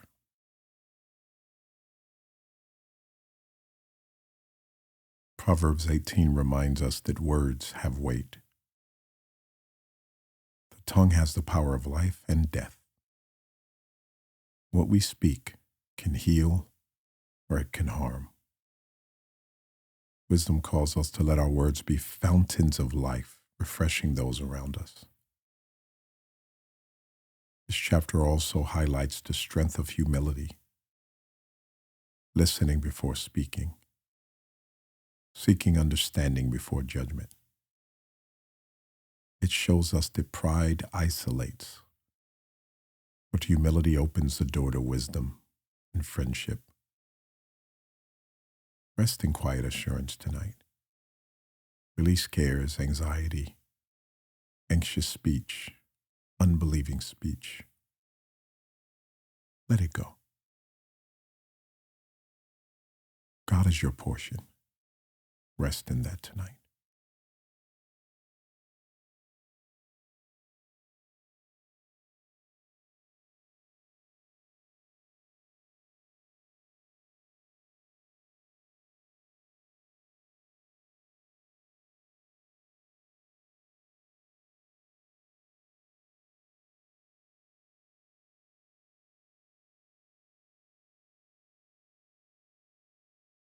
Proverbs chapter 19. Better is the poor who walks in his integrity than one who is perverse in his lips and is a fool. Also, it is not good for the soul to be without knowledge, and he sins who hastens with his feet. The foolishness of a man twists his way, and his heart frets against the Lord. Wealth makes many friends, but the poor is separated from his friend. A false witness will not go unpunished, and he who speaks lies will not escape. Many entreat the favor of nobility, and every man is a friend to one who gives gifts.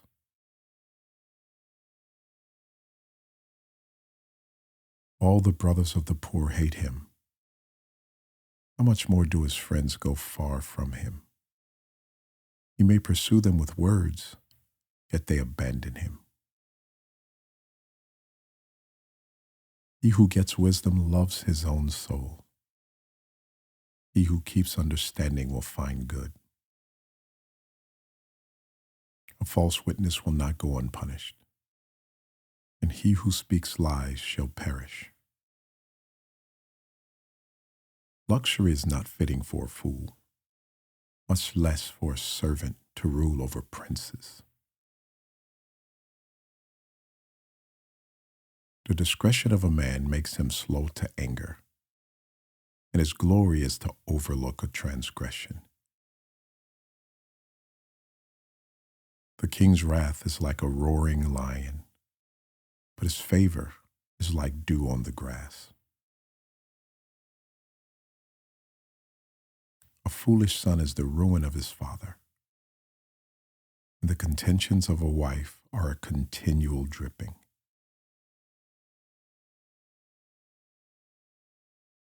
Houses and riches are an inheritance from fathers, but a prudent wife is from the Lord. Laziness casts one into a deep sleep, and an idle person will suffer hunger.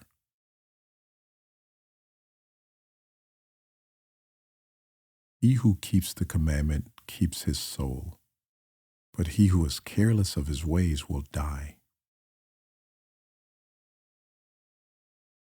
He who has pity on the poor lends to the Lord, and he will pay back what he has given.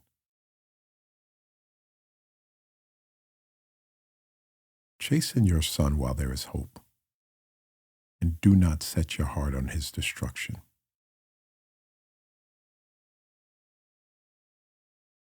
A man of great wrath will suffer punishment, For if you rescue him, you'll have to do it again. Listen to counsel and receive instruction, that you may be wise in your latter days.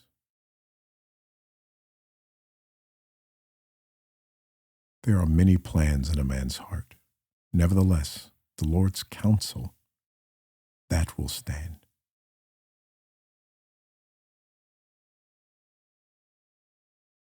What is desired in a man is kindness, and a poor man is better than a liar. The fear of the Lord leads to life, and he who has it will abide in satisfaction. He will not be visited with evil. A lazy man buries his hand in the bowl and will not so much as bring it to his mouth again. Strike a scoffer, and the simple will become weary. Rebuke one who has understanding, and he will discern knowledge. He who mistreats his father and chases away his mother is a son who causes shame and brings reproach. Cease listening to instruction, my son. You will stray from the words of knowledge. A disreputable witness scorns justice, and the mouth of the wicked devours iniquity. Judgments are prepared for scoffers, and beatings for the backs of fools.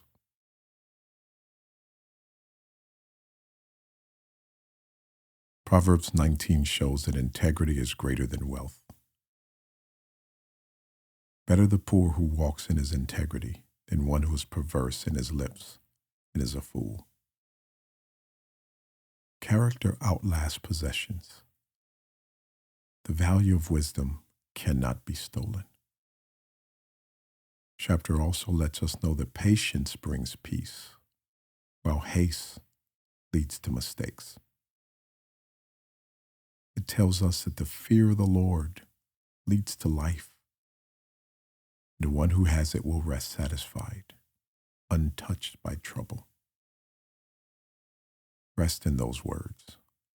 Let them saturate your spirit. Be at peace.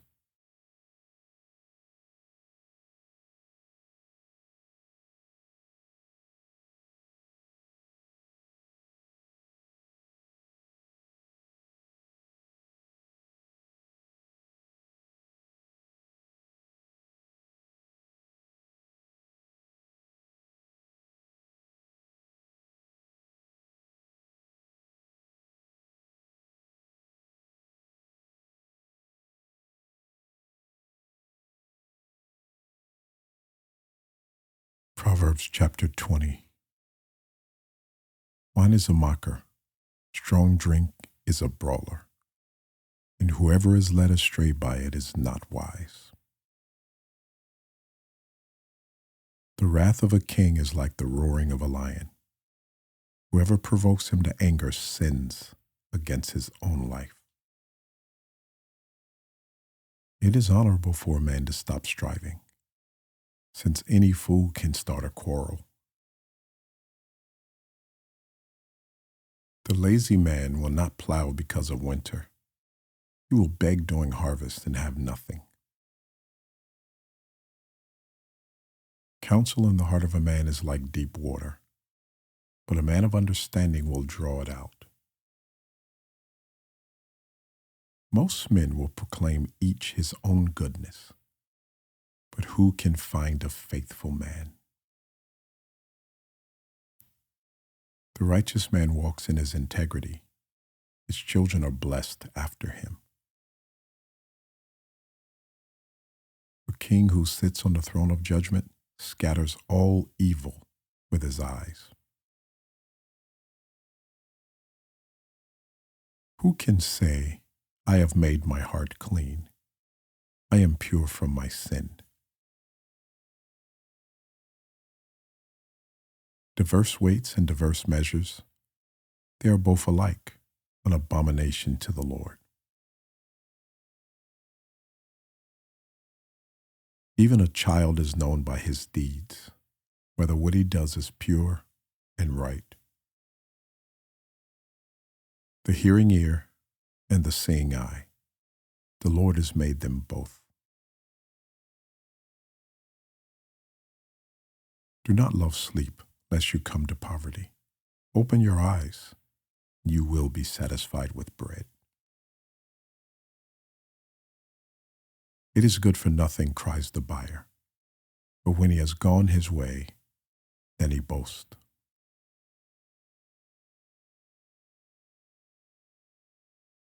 There is gold in a multitude of rubies, but the lips of knowledge are a precious jewel. Take the garment of one who is surety for a stranger, and hold it as a pledge when it is for a seductress. Bread gained by deceit is sweet to a man, but after it, his mouth will be filled with gravel. Plans are established by counsel. By wise counsel, wage war. He who goes about as a talebearer reveals secrets. Therefore, do not associate with one who flatters with his lips.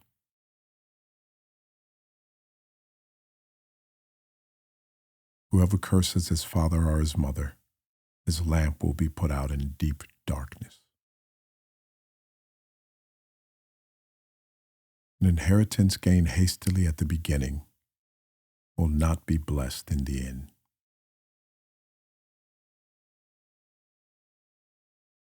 Do not say, I will recompense evil.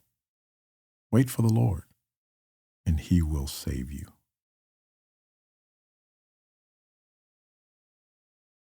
Diverse weights are an abomination to the Lord, and dishonest scales are not good. A man's steps are of the Lord. How then can a man understand his own way?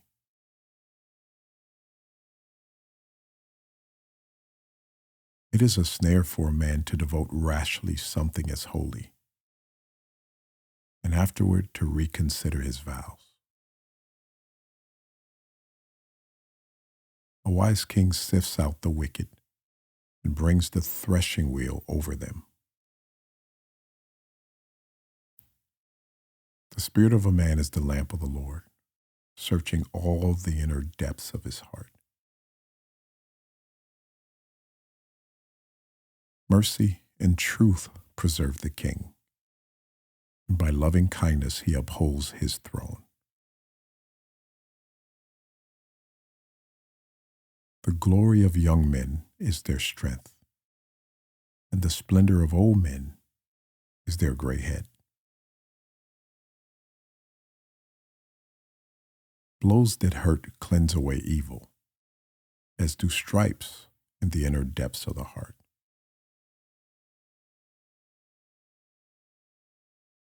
Proverbs 20 reminds us that wisdom shows up in everyday choices. Honest weights and measures matter to God, while deceit leads to loss. It's integrity in small things that builds trust, and that trust is lasting. Chapter also tells us that our steps are directed by the Lord. Even when life feels uncertain, God's hand is guiding our path.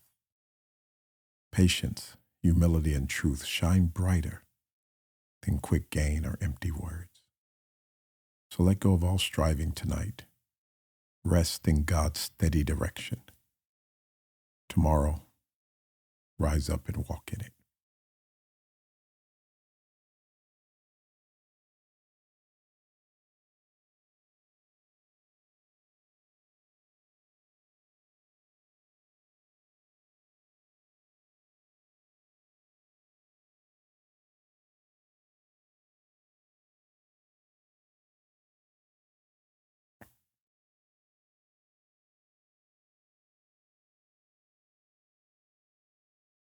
Proverbs chapter 21.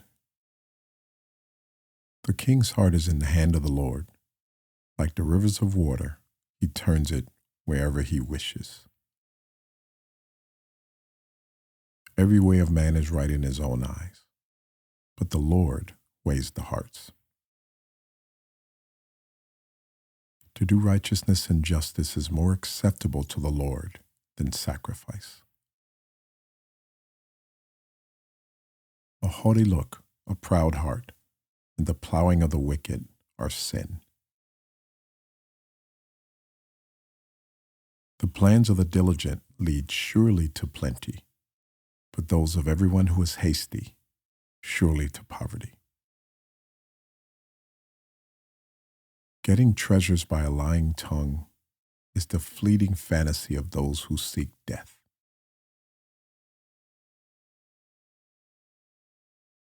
The violence of the wicked will destroy them, because they refuse to do justice. The way of a guilty man is perverse, but as for the pure, his work is right. Better to dwell in the corner of a housetop than in a house shared with a contentious woman.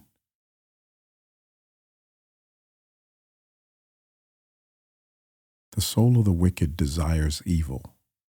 His neighbor finds no favor in his eyes. When the scoffer is punished, the simple is made wise. But when the wise is instructed, he receives knowledge. The righteous God wisely considers the house of the wicked, overthrowing the wicked for their wickedness. Whoever shuts his ears to the cry of the poor will also cry himself and not be heard. A gift in secret pacifies anger, and a bribe behind the back, strong wrath. It is a joy for the just to do justice, but destruction will come to the workers of iniquity.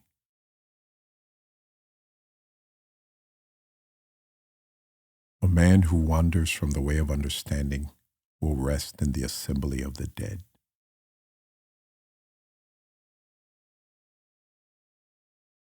He who loves pleasure will be a poor man. He who loves wine and oil will not be rich. The wicked shall be a ransom for the righteous, and the unfaithful for the upright. Better to dwell in the wilderness than with a contentious and angry woman. There is desirable treasure in oil in the dwelling of the wise, but a foolish man squanders it. He who follows righteousness and mercy finds life, righteousness, and honor. A wise man scales the city of the mighty and brings down the trusted stronghold. Whoever guards his mouth and tongue keeps his soul from troubles. A proud and haughty man, scoffer is his name. He acts with arrogant pride. The desire of a lazy man kills him, for his hands refuse to labor. He covets greedily all day long, but the righteous gives and does not spare.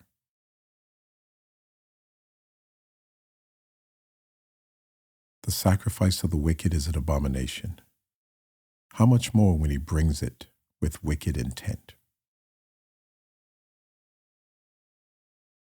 A false witness shall perish, but a man who hears him will speak endlessly. A wicked man hardens his face, but as for the upright, he establishes his way. There is no wisdom or understanding or counsel against the Lord.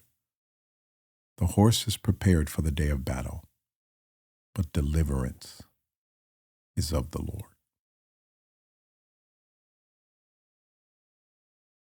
Proverbs 21 lets us know the Lord weighs not just our actions, but our hearts. Plans may seem right to us, but God sees the motives. Wisdom starts with honesty before Him, not appearances before others.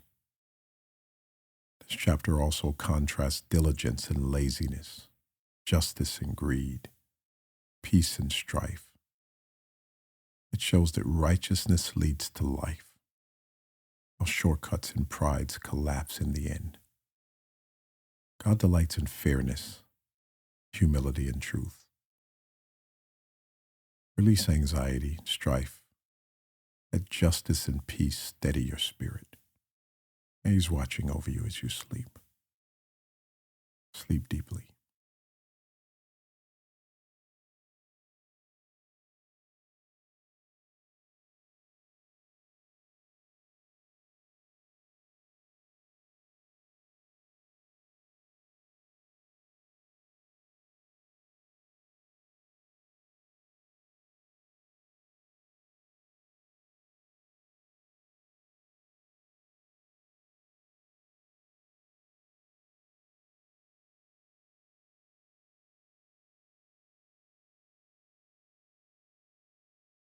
Proverbs chapter 22.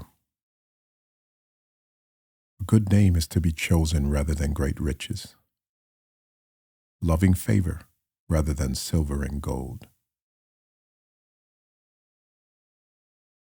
The rich and the poor have this in common: the Lord is the maker of them all. A prudent man foresees evil and hides himself, but the simple pass on and are punished. By humility and the fear of the Lord are riches and honor and life. Thorns and snares are in the way of the perverse. He who guards his soul will be far from them. Train up a child in the way he should go, and when he is old, he will not depart from it. The rich rules over the poor, and the borrower is servant to the lender. He who sows iniquity will reap sorrow. The rod of his anger will fail. He who has a generous eye will be blessed, for he gives of his bread to the poor. Cast out the scoffer, and contention will leave. Yes, strife and reproach will cease. He who loves purity of heart and has grace on his lips, the king will be his friend. The eyes of the Lord preserve knowledge, but He overthrows the words of the faithless.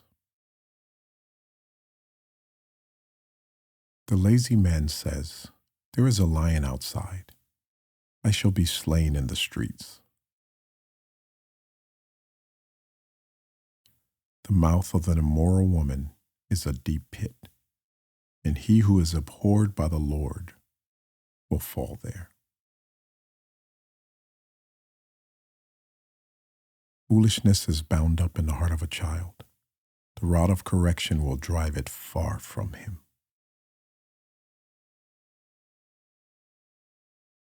He who oppresses the poor to increase his riches, and he who gives to the rich will surely come to poverty.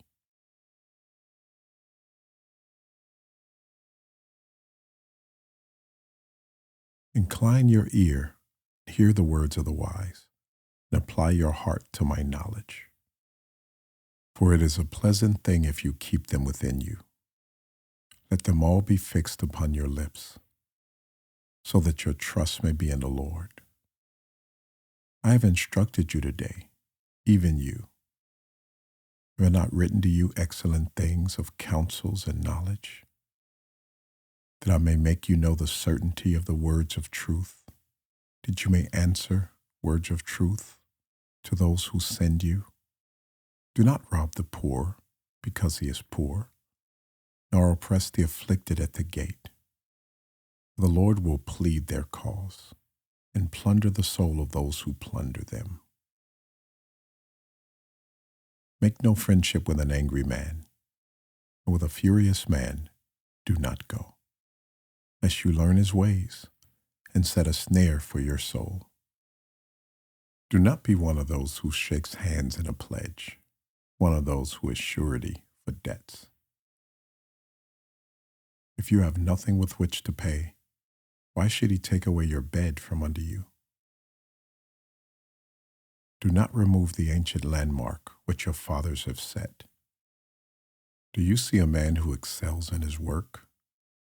He will stand before kings. He will not stand before unknown men. Proverbs 22 begins with treasure. A good name is to be chosen rather than great riches. Reputation and integrity outlast wealth. Wisdom calls us to build a life that carries honor, not just possessions. We are also encouraged to train up a child in the way he should go. When they're older, they will not depart from it. Wisdom doesn't just shape our lives, it shapes generations after us. Generosity and humility bring blessing, while pride and injustice unravel. God is just. Rest in that tonight. The just God will always do you right.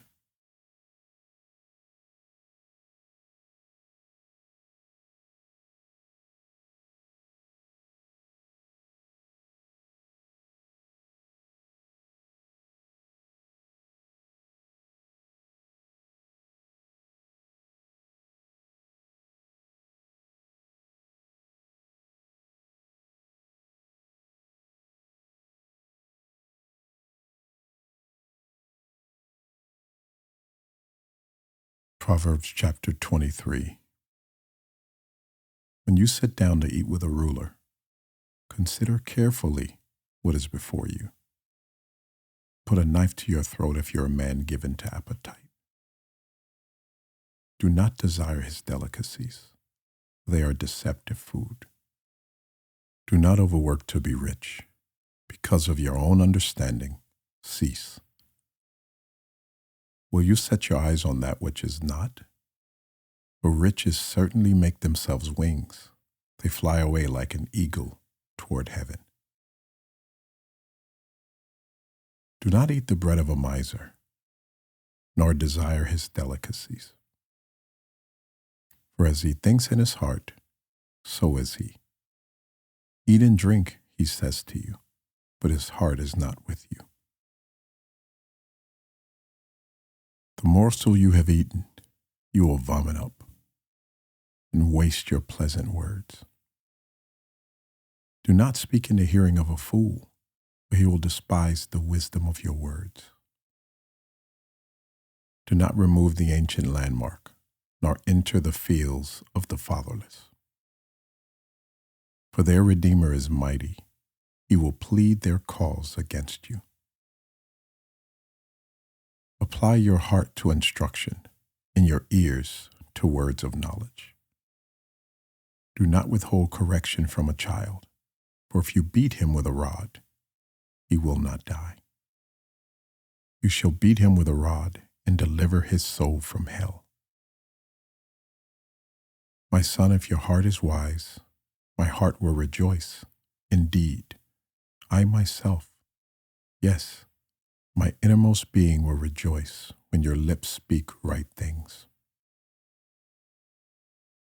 Do not let your heart envy sinners, but be zealous for the fear of the Lord all the day. For surely there is a hereafter, and your hope will not be cut off. Hear, my son, and be wise, and guide your heart in the way.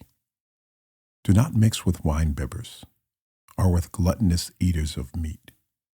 The drunkard and the glutton will come to poverty, and drowsiness will clothe a man with rags.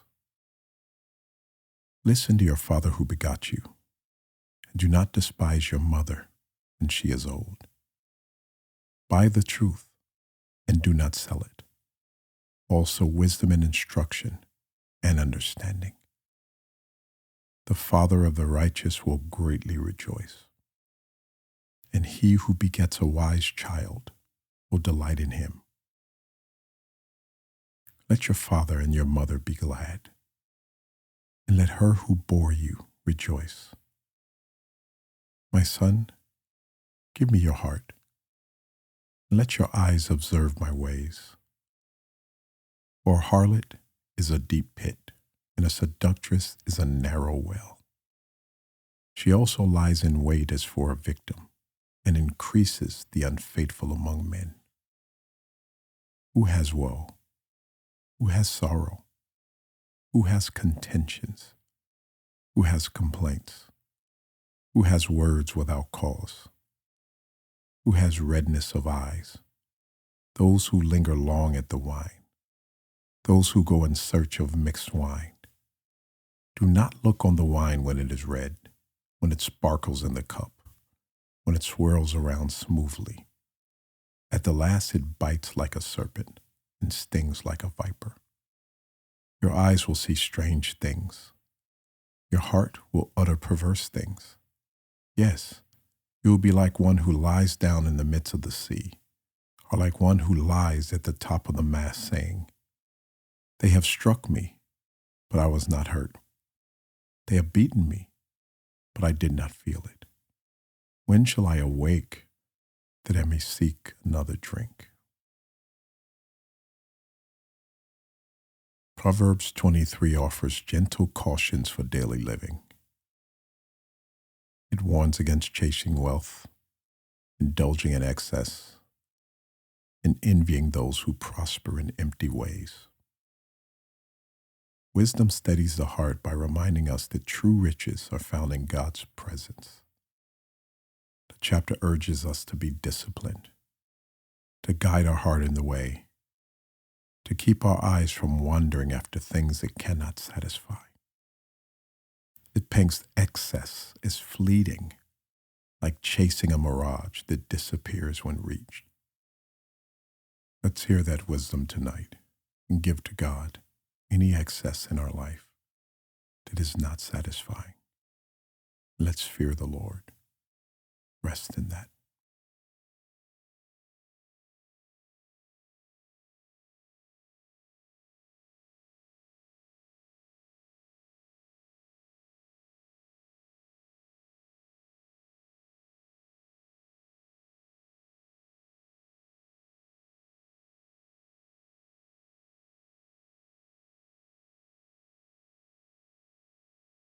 Proverbs chapter 24. Do not be envious of evil men, nor desire to be with them. For their heart devises violence, and their lips talk of troublemaking. Through wisdom a house is built, and by understanding it is established. By knowledge the rooms are filled with all precious and pleasant riches. A wise man is strong. Yes, a man of knowledge increases strength. For by wise counsel you will wage your own war, and in the multitude of counselors there is safety. Wisdom is too lofty for a fool. He does not open his mouth in the gate. He who plots to do evil will be called a schemer.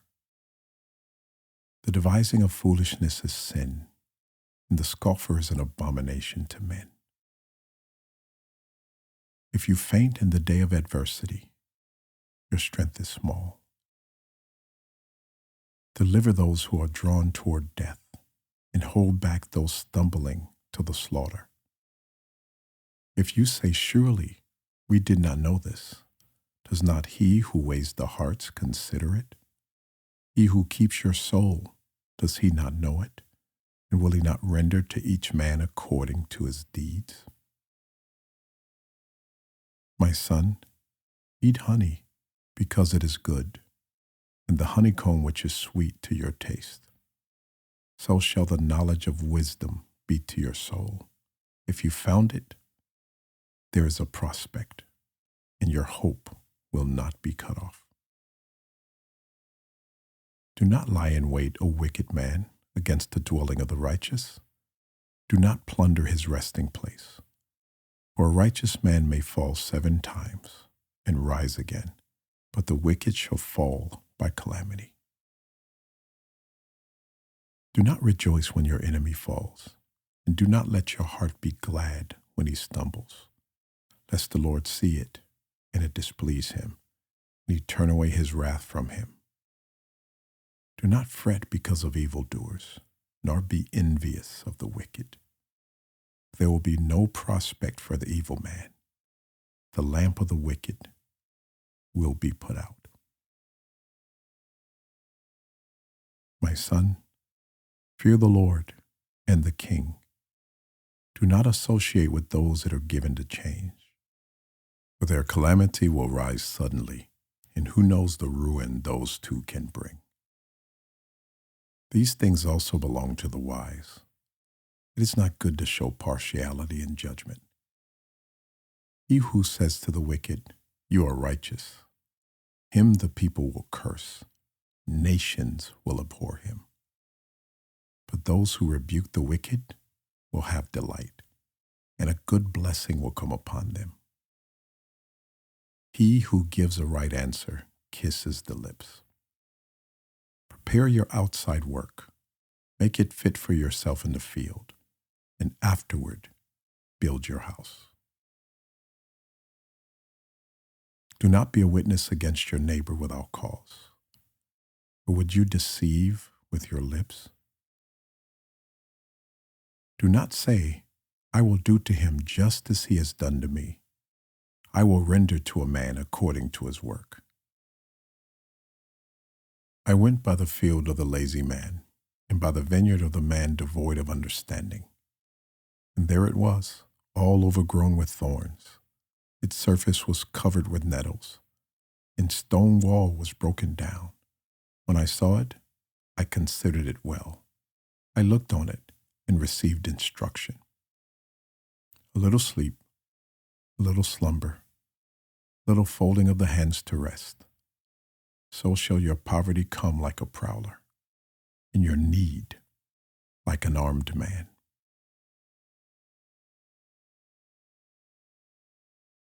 Proverbs 24 reminds us not to envy the wicked or long for their ways. Their paths may look smooth, but they are built on sand. Wisdom calls us instead to build with truth. For by wisdom a house is established. By understanding it is filled with precious riches. This chapter also teaches that the righteous way is the best way. The righteous may fall 7 times and rise again, but the wicked not so. Failure is not the end. God lifts up those who trust him. Patience and perseverance carry more strength than envy or anger. So rest in this wisdom tonight and let it saturate your soul. God is just. He's going to be just with you. You will reap in due season if you faint not.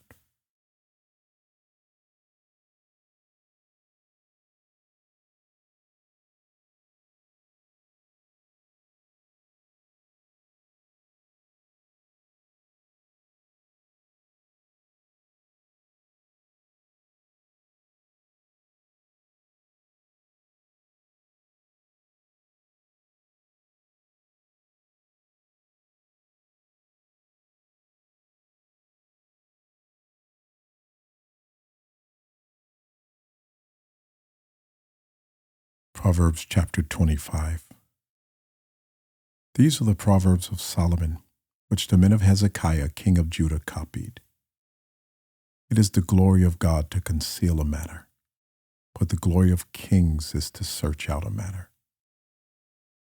As the heavens for height and the earth for depth, so the heart of a king is unsearchable.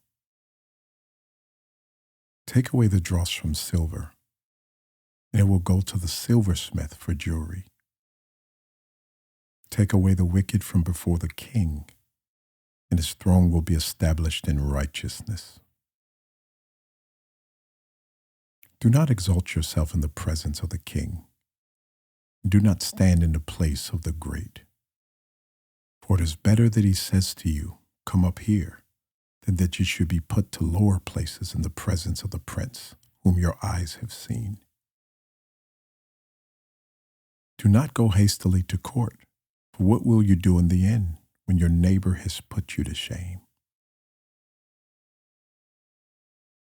Debate your case with your neighbor, and do not disclose the secret to another, lest he who hears it expose your shame, and your reputation be ruined. A word fitly spoken is like apples of gold in settings of silver, like an earring of gold and an ornament of fine gold is a wise rebuker to an obedient ear. Like the cold of snow in the time of harvest is a faithful messenger to those who send him, for he refreshes the soul of his masters. Whoever falsely boasts of giving is like clouds and wind without rain. By long forbearance a ruler is persuaded, and a gentle tongue breaks the bones. Have you found honey? Eat only as much as you need, lest you are filled with it and vomit. Seldom set your foot in your neighbor's house, lest he become weary of you and hate you. A man who bears false witness against his neighbor is like a club, a sword, and a sharp arrow. Confidence in an unfaithful man in time of trouble is like a bad tooth and a foot out of joint. Like one who takes away a garment in cold weather, and like vinegar on soda, is one who sings songs to a heavy heart. If your enemy is hungry, give him bread to eat. If he is thirsty, give him water to drink. For so you will heap coals of fire on his head, and the Lord will reward you. The north wind brings forth rain, and a backbiting tongue an angry countenance. It is better to dwell in the corner of a housetop than in a house shared with a contentious woman. As cold water to a weary soul, so is good news from a far country. A righteous man who falters before the wicked is like a murky spring and a polluted well. It is not good to eat much honey, so to seek one's own glory is not glory. Whoever has no rule over his own spirit is like a city broken down without walls. Proverbs 25 begins with a reminder that God delights in what is hidden, and kings search out matters that are hidden. Some truths are discovered slowly, inviting patience and humility. Wisdom lives in a balance of mystery and revelation. The chapter talks of gentleness and restraint, soft answers, timely words, having patience with others. It shows that self-control is strength, and a person without it is like a city without walls. Boundaries protect peace. So let peace be your portion tonight. Let his spirit be your strength. Let his care be your security blanket. Let his sleep be your portion.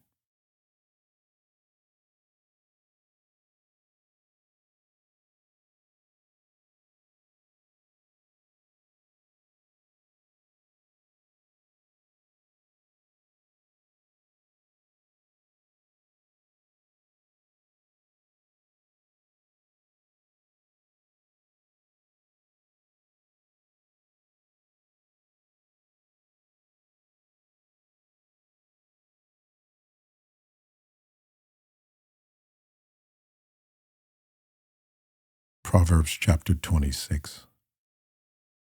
As snow in summer and rain in harvest, so honor is not fitting for a fool. Like a flitting sparrow, like a flying swallow, so a curse without cause shall not alight. A whip for the horse, a bridle for the donkey, and a rod for the fool's back. Do not answer a fool according to his folly, lest you also be like him. Answer a fool according to his folly, lest he be wise in his own eyes.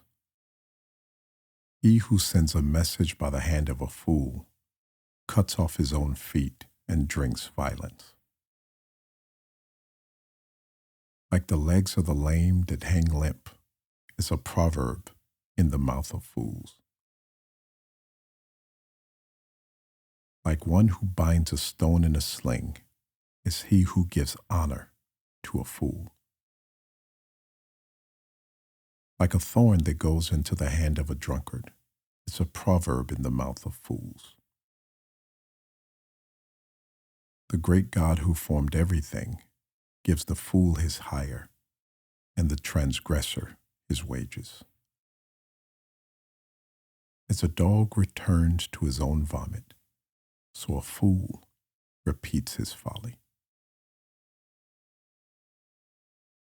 Do you see a man wise in his own eyes? There is more hope of a fool than for him. The lazy man says, "There is a lion in the road. A fierce lion is in the streets." As the door turns on its hinges, so does the lazy man on his bed. The lazy man buries his hand in the bowl. It wearies him to bring it back to his mouth. The lazy man is wiser in his own eyes than 7 men who can answer sensibly. He who passes by and meddles in a quarrel not his own is like one who takes a dog by the ears. Like a madman who throws firebrands, arrows, and death is a man who deceives his neighbor and says, "I was only joking." Where there is no wood, the fire goes out. Where there is no talebearer, strife ceases. As charcoal is to burning coals, and wood to fire, so is the contentious man to kindle strife. The words of a talebearer are like tasty trifles that go down into the innermost parts of the body. Fervent lips with a wicked heart are like earthenware covered with silver dross. He who hates disguises it with his lips and lays up deceit within himself. When he speaks kindly, do not believe him, for there are 7 abominations in his heart. Though his hatred is covered by deceit, his wickedness will be revealed before the assembly. Whoever digs a pit will fall into it, and he who rolls a stone will have it rolled back on him. A lying tongue hates those who are crushed by it, and a flattering mouth works ruin. Proverbs 26 testifies that foolishness left unchecked repeats itself, like a dog returning to its vomit. The words are strong, but the lesson is clear. Wisdom calls us to break from cycles that harm us. The chapter also speaks of laziness, gossip, and deceit. Shows how carelessness with words or work unravels trust, but diligence and honesty persevere. They preserve peace. Wisdom exposes traps so we don't stumble into them unaware. So know that God's got you. He's imparting wisdom to you. Let it go deep in your heart. Rest in it.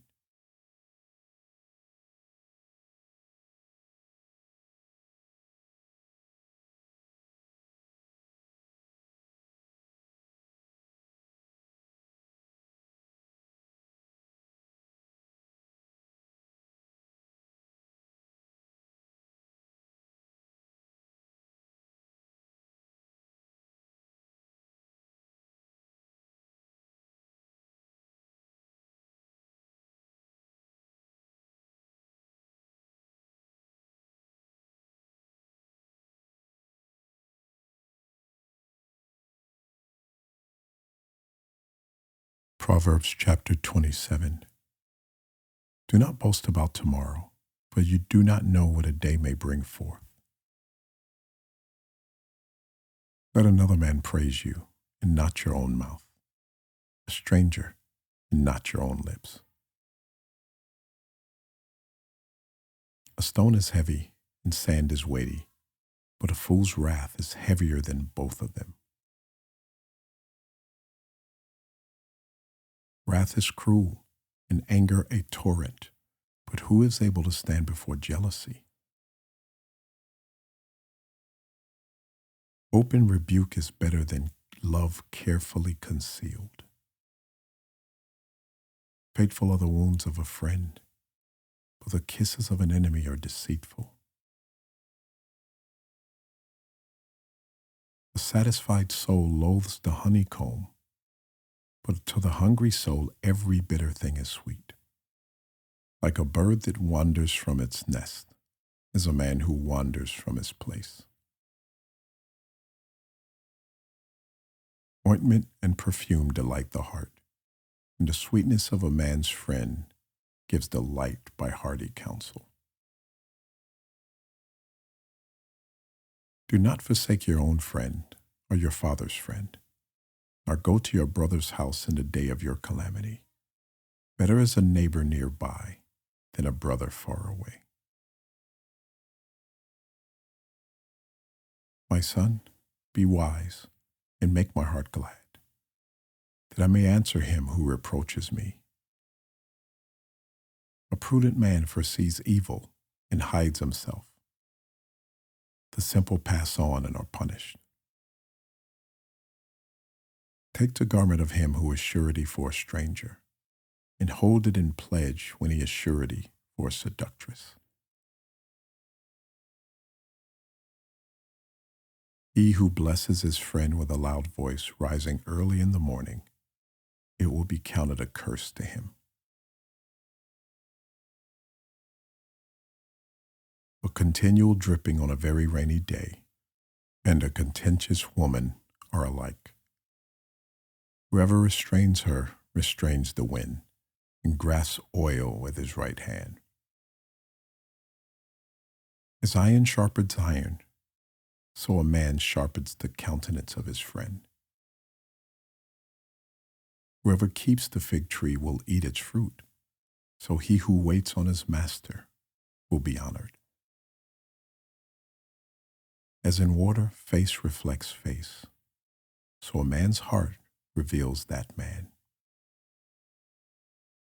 Hell and destruction are never full, so the eyes of man are never satisfied.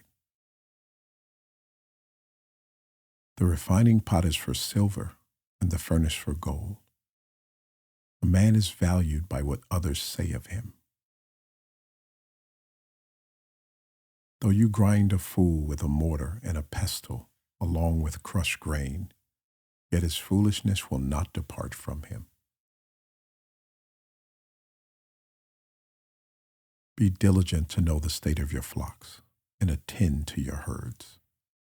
For riches are not forever, nor does a crown endure to all generations. When the hay is removed, and the tender grass shows itself, and the herbs of the mountain are gathered in, the lambs will provide your clothing, and the goats the price of a field. You shall have enough goat's milk for your food, for the food of your household and the nourishment of your maidservants.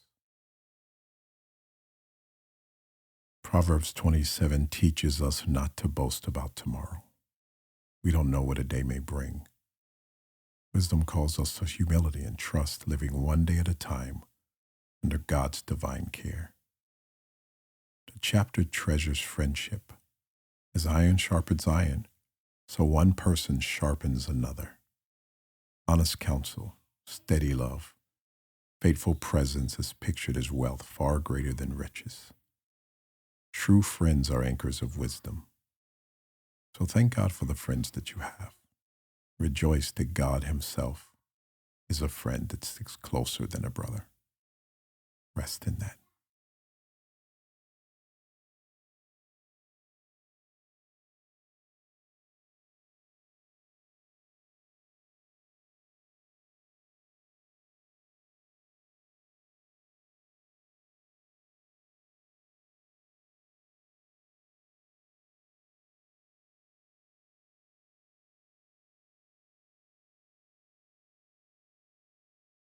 Proverbs chapter 28. The wicked flee when no one pursues, but the righteous are bold as a lion. Because of the transgression of a land, many are its princes, but by a man of understanding and knowledge, right will be prolonged. A poor man who oppresses the poor is like a driving rain which leaves no food. Those who forsake the law praise the wicked, but such as keep the law contend with them. Evil men do not understand justice, but those who seek the Lord understand all. Better is the poor who walks in his integrity than one perverse in his ways, though he be rich. Whoever keeps the law is a discerning son, but a companion of gluttons shames his father. One who increases his possessions by usury and extortion gathers it for him that will pity the poor. One who turns away his ear from hearing the law, even his prayer is an abomination. Whoever causes the upright to go astray in the evil way, he himself will fall into his own pit, but the blameless will inherit good. The rich man is wise in his own eyes, but the poor who has understanding searches him out.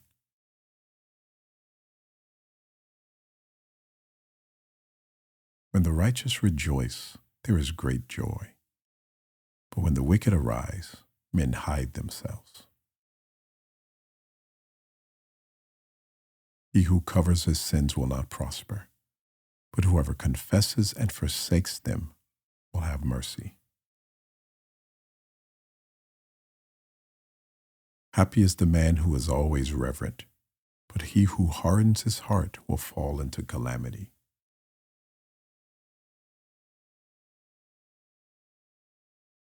Like a roaring lion and a charging bear is a wicked ruler over poor people.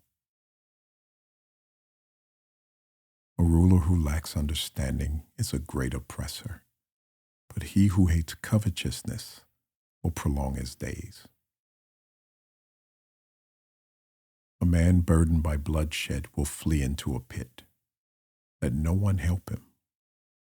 Whoever walks blamelessly will be saved, but he who is perverse in his ways will suddenly fall. He who tills his land will have plenty of bread, but he who follows frivolity will have poverty enough.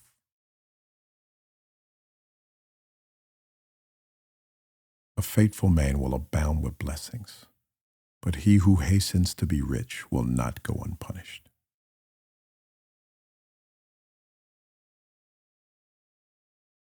To show partiality is not good, because for a piece of bread a man will transgress.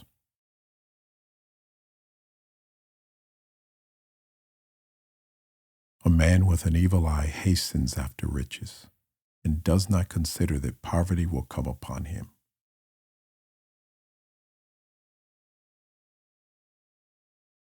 He who rebukes a man will find more favor afterward than he who flatters with the tongue.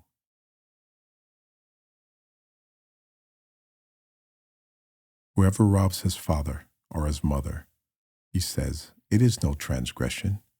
The same is a companion to a destroyer.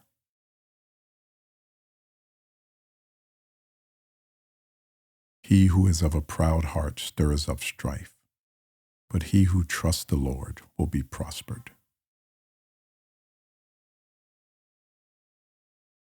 He who trusts in his own heart is a fool, but whoever walks wisely will be delivered. He who gives to the poor will not lack, but he who hides his eyes will have many curses.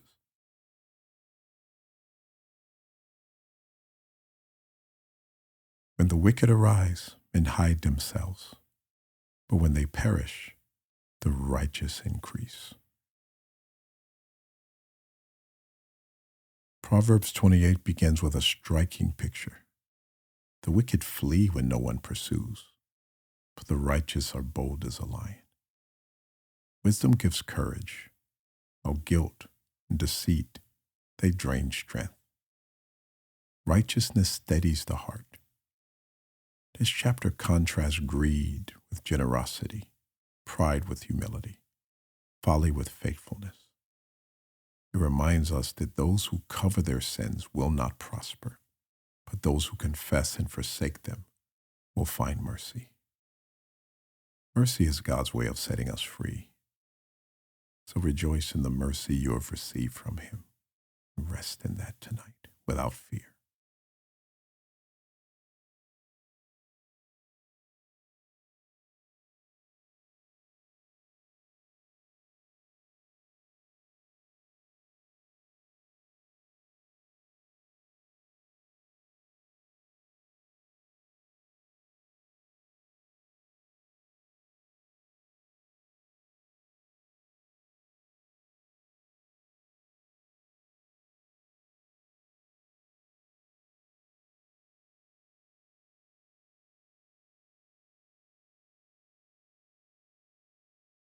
Proverbs chapter 29. He who is often rebuked and hardens his neck will suddenly be destroyed, and that without remedy. When the righteous are in authority, the people rejoice. But when a wicked man rules, the people groan. Whoever loves wisdom makes his father rejoice, but a companion of harlots wastes his wealth. The king establishes the land by justice, but he who receives bribes overthrows it.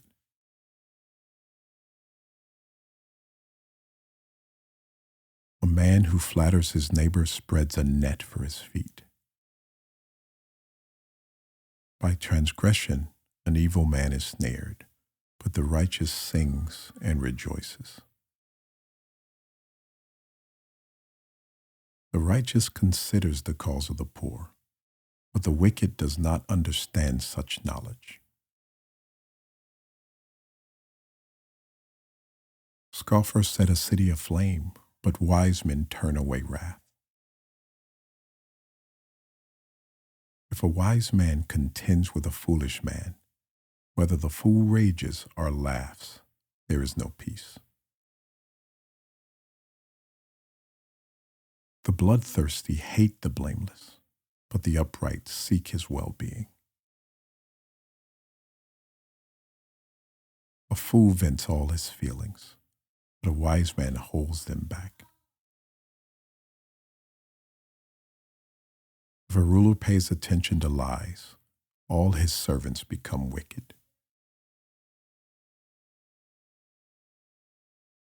The poor man and the oppressor have this in common. The Lord gives light to the eyes of both. The king who judges the poor with truth, his throne will be established forever. The rod and rebuke give wisdom, but a child left to himself brings shame to his mother. When the wicked are multiplied, transgression increases, but the righteous will see their fall. Correct your son, and he will give you rest. Yes, he will give delight to your soul. Where there is no revelation, the people cast off restraint, but happy is he who keeps the law. A servant will not be corrected by mere words. For though he understands, he will not respond. Do you see a man hasty in his words? There's more hope of a fool than for him. He who pampers his servant from childhood will have him as a son in the end. An angry man stirs up strife, and a furious man abounds in transgression. A man's pride will bring him low, but the humble in spirit will retain honor. Whoever is a partner with a thief hates his own life. He swears to tell the truth but reveals nothing.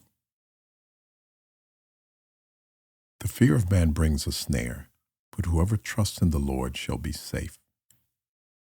Many seek the ruler's favor, but justice from man comes from the Lord. An unjust man is an abomination to the righteous, and he who is upright in the way is an abomination to the wicked. Psalm 29 shows how leadership and justice shape community. When the righteous thrive, people rejoice. When the wicked rule, people groan.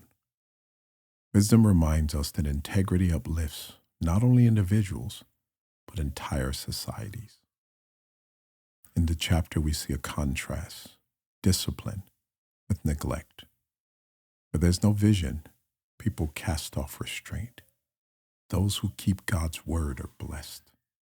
Correction, humility, and truth keep life on a steady path. That's why I'm glad tonight that our steps are ordered by the Lord. God is able to help us walk that steady path if we trust in Him. Rest in that.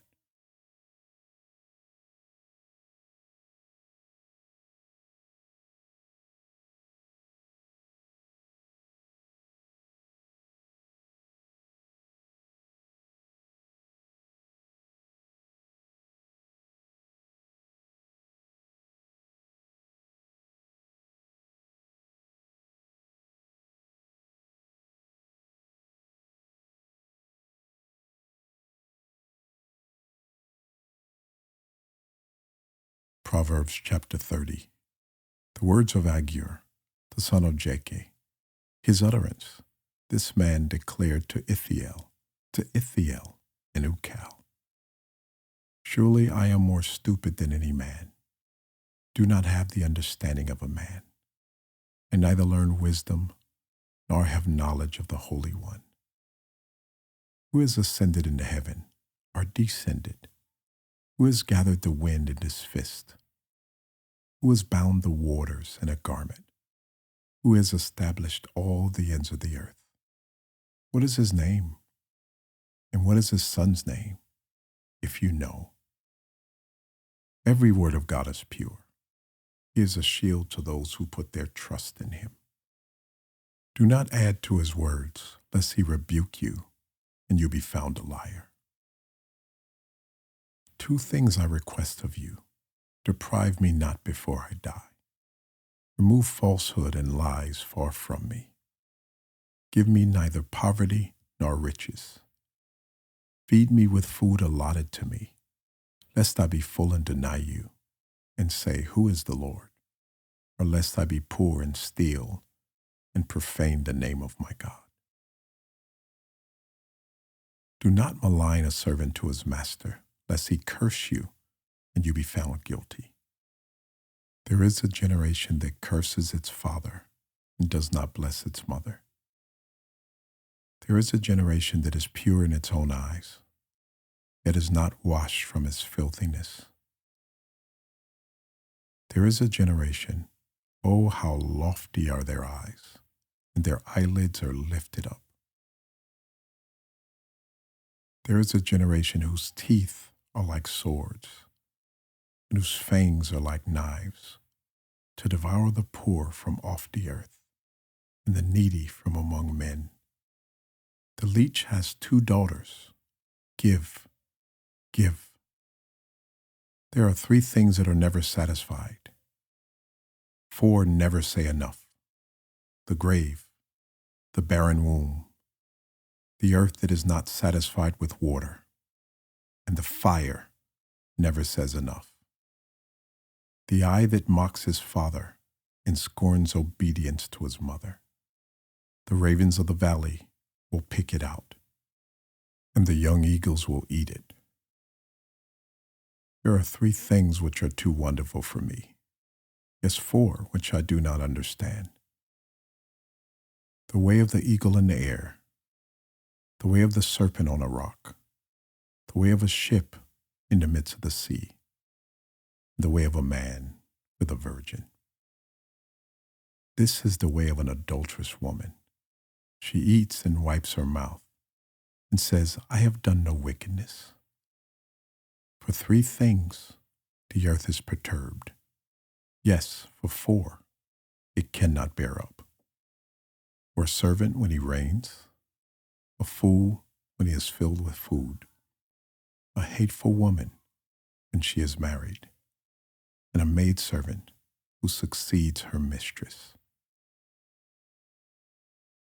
There are 4 things which are little on earth, but they are exceedingly wise. The ants are a people not strong, yet they prepare their food in the summer. The rock badgers are a feeble folk, yet they make their homes in the crags. The locusts have no king, yet they all advance in ranks. The spider skillfully grasps with his hands, and it's in kings' palaces. There are 3 things which are majestic in pace, as 4 which are stately in walk. A lion which is mighty among beasts, and does not turn away from any. A greyhound, a male goat also, and a king whose troops are with him. If you have been foolish in exalting yourself, or if you've devised evil, put your hand on your mouth. For as the churning of milk produces butter, the wringing of the nose produces blood, so the forcing of wrath produces strife. Proverbs 30 feels humble and honest. It opens with a confession of human limitation. Surely I am more stupid than any man. Do not have the understanding of a man. Wisdom starts with acknowledging our need for God. This chapter treasures simple prayers, things that make us feel as if we're close to God. It reminds us that contentment is greater than striving, and dependence on God is richer than abundance without Him. So rest in that tonight. God gives us our daily bread. He watches over us and keeps us. Rest in that, for He is perfect.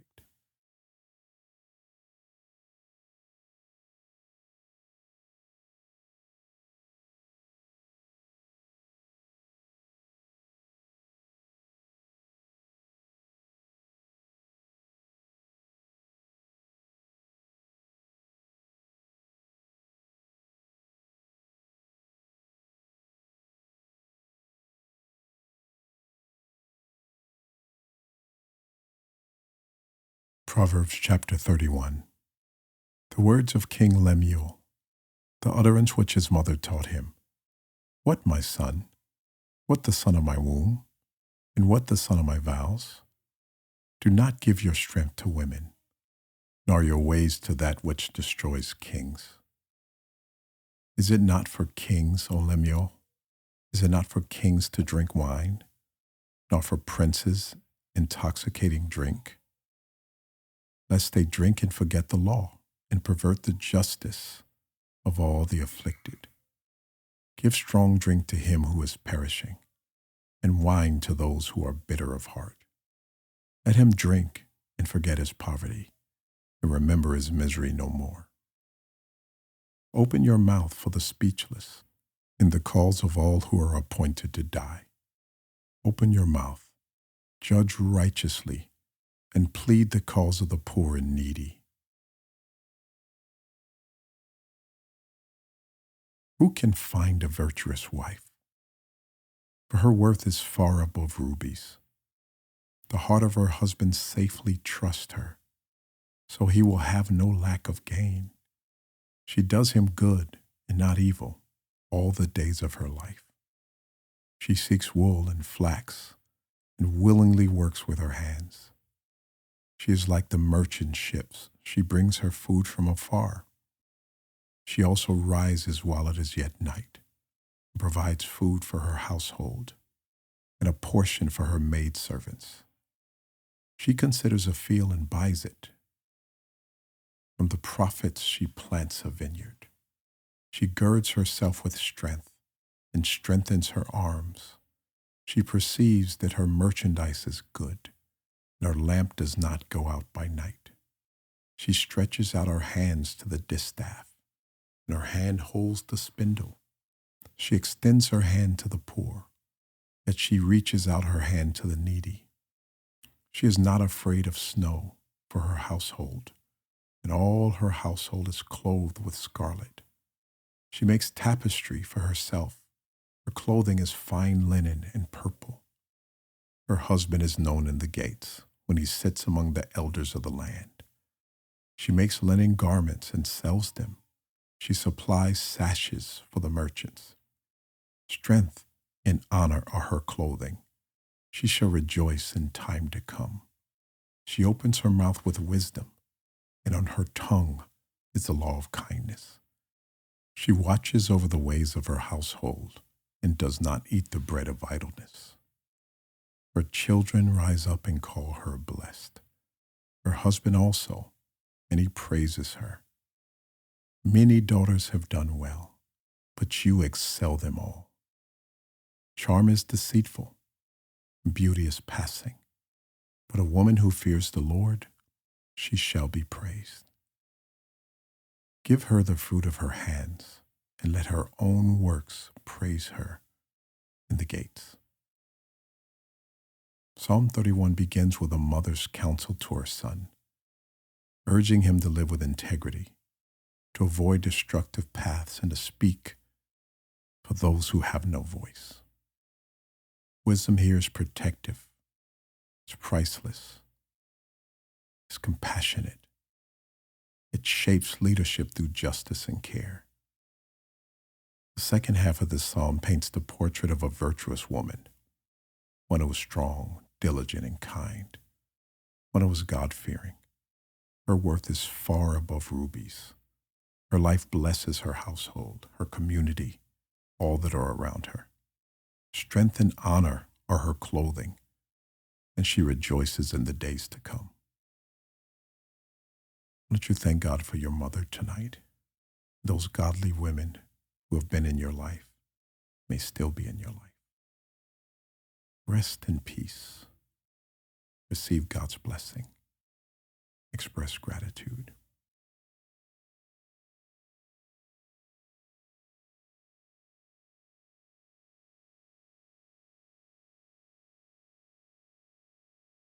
Together, we have journeyed through all 31 chapters of Proverbs. Every verse has been like a lantern on the path, small, steady lights, leading you toward wisdom, peace, and rest. From the first call to seek understanding to the final portrait of a life clothed in strength and dignity, Proverbs has reminded us that God's way is both practical and essential for daily living, and it's eternal in its impact. Proverbs has whispered to us about trust. Trust in the Lord with all your heart, lean not to your own understanding. It has shown us that humility lifts us higher than pride. That diligence builds where laziness decays. And that gentle words carry more power than harsh ones. These truths are not heavy burdens. They're quiet invitations. They're ways to live.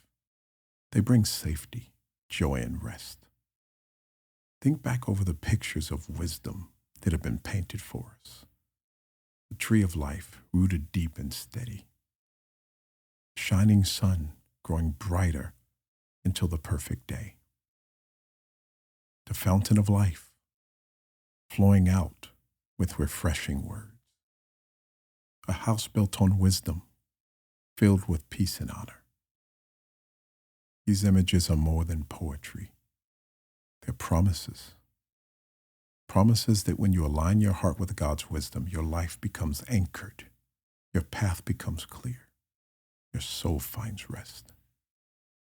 Even the warnings of Proverbs carry mercy. They remind us not to envy the wicked, not to chase empty gain, not to be ensnared by anger, pride, or foolishness. Behind every caution is God's desire to keep you safe, whole, and free. While you're resting, let go of every path that drains you and rest in the one that leads to life. The final chapter of Proverbs reminds us that true beauty, true strength, and true value are found in the fear of the Lord. That's the heartbeat of Proverbs. Reverence God, and you will not be shackled. It's the doorway to freedom, wisdom, and blessings. The fear of the Lord is the beginning of wisdom. Tonight, you're resting in that beginning. If you're still awake, breathe deeply. Let this word matriculate in your heart. Let every proverb you have heard settle like a seed in the soil of your heart. Seeds don't strive, they rest. In resting, they grow. As you sleep, wisdom is at work within you, shaping your thoughts, steadying your steps, and filling you with peace. And your future will bear out the result of wisdom that's upon you. And now, as we close this journey through Proverbs, I invite you to take one simple step of action. Let wisdom not only guide your nights, but shape your days. Tomorrow, choose one proverb that stood out to you. Carry it with you. Meditate on it. Let it guide your speech, your choices, your interactions. Share it with others. Live it. Wisdom grows strongest when it's practiced. Now, if this journey through Proverbs has blessed you, I encourage you to subscribe to the channel if you haven't already, and share this video with someone who needs peace. Come back often and let the Word of God be the rhythm of your rest and the foundation of your life. Now may the Lord bless you and keep you. May His wisdom guide your path. May His peace guard your heart. May you sleep deeply, sweetly, and securely in His presence. Have a good night.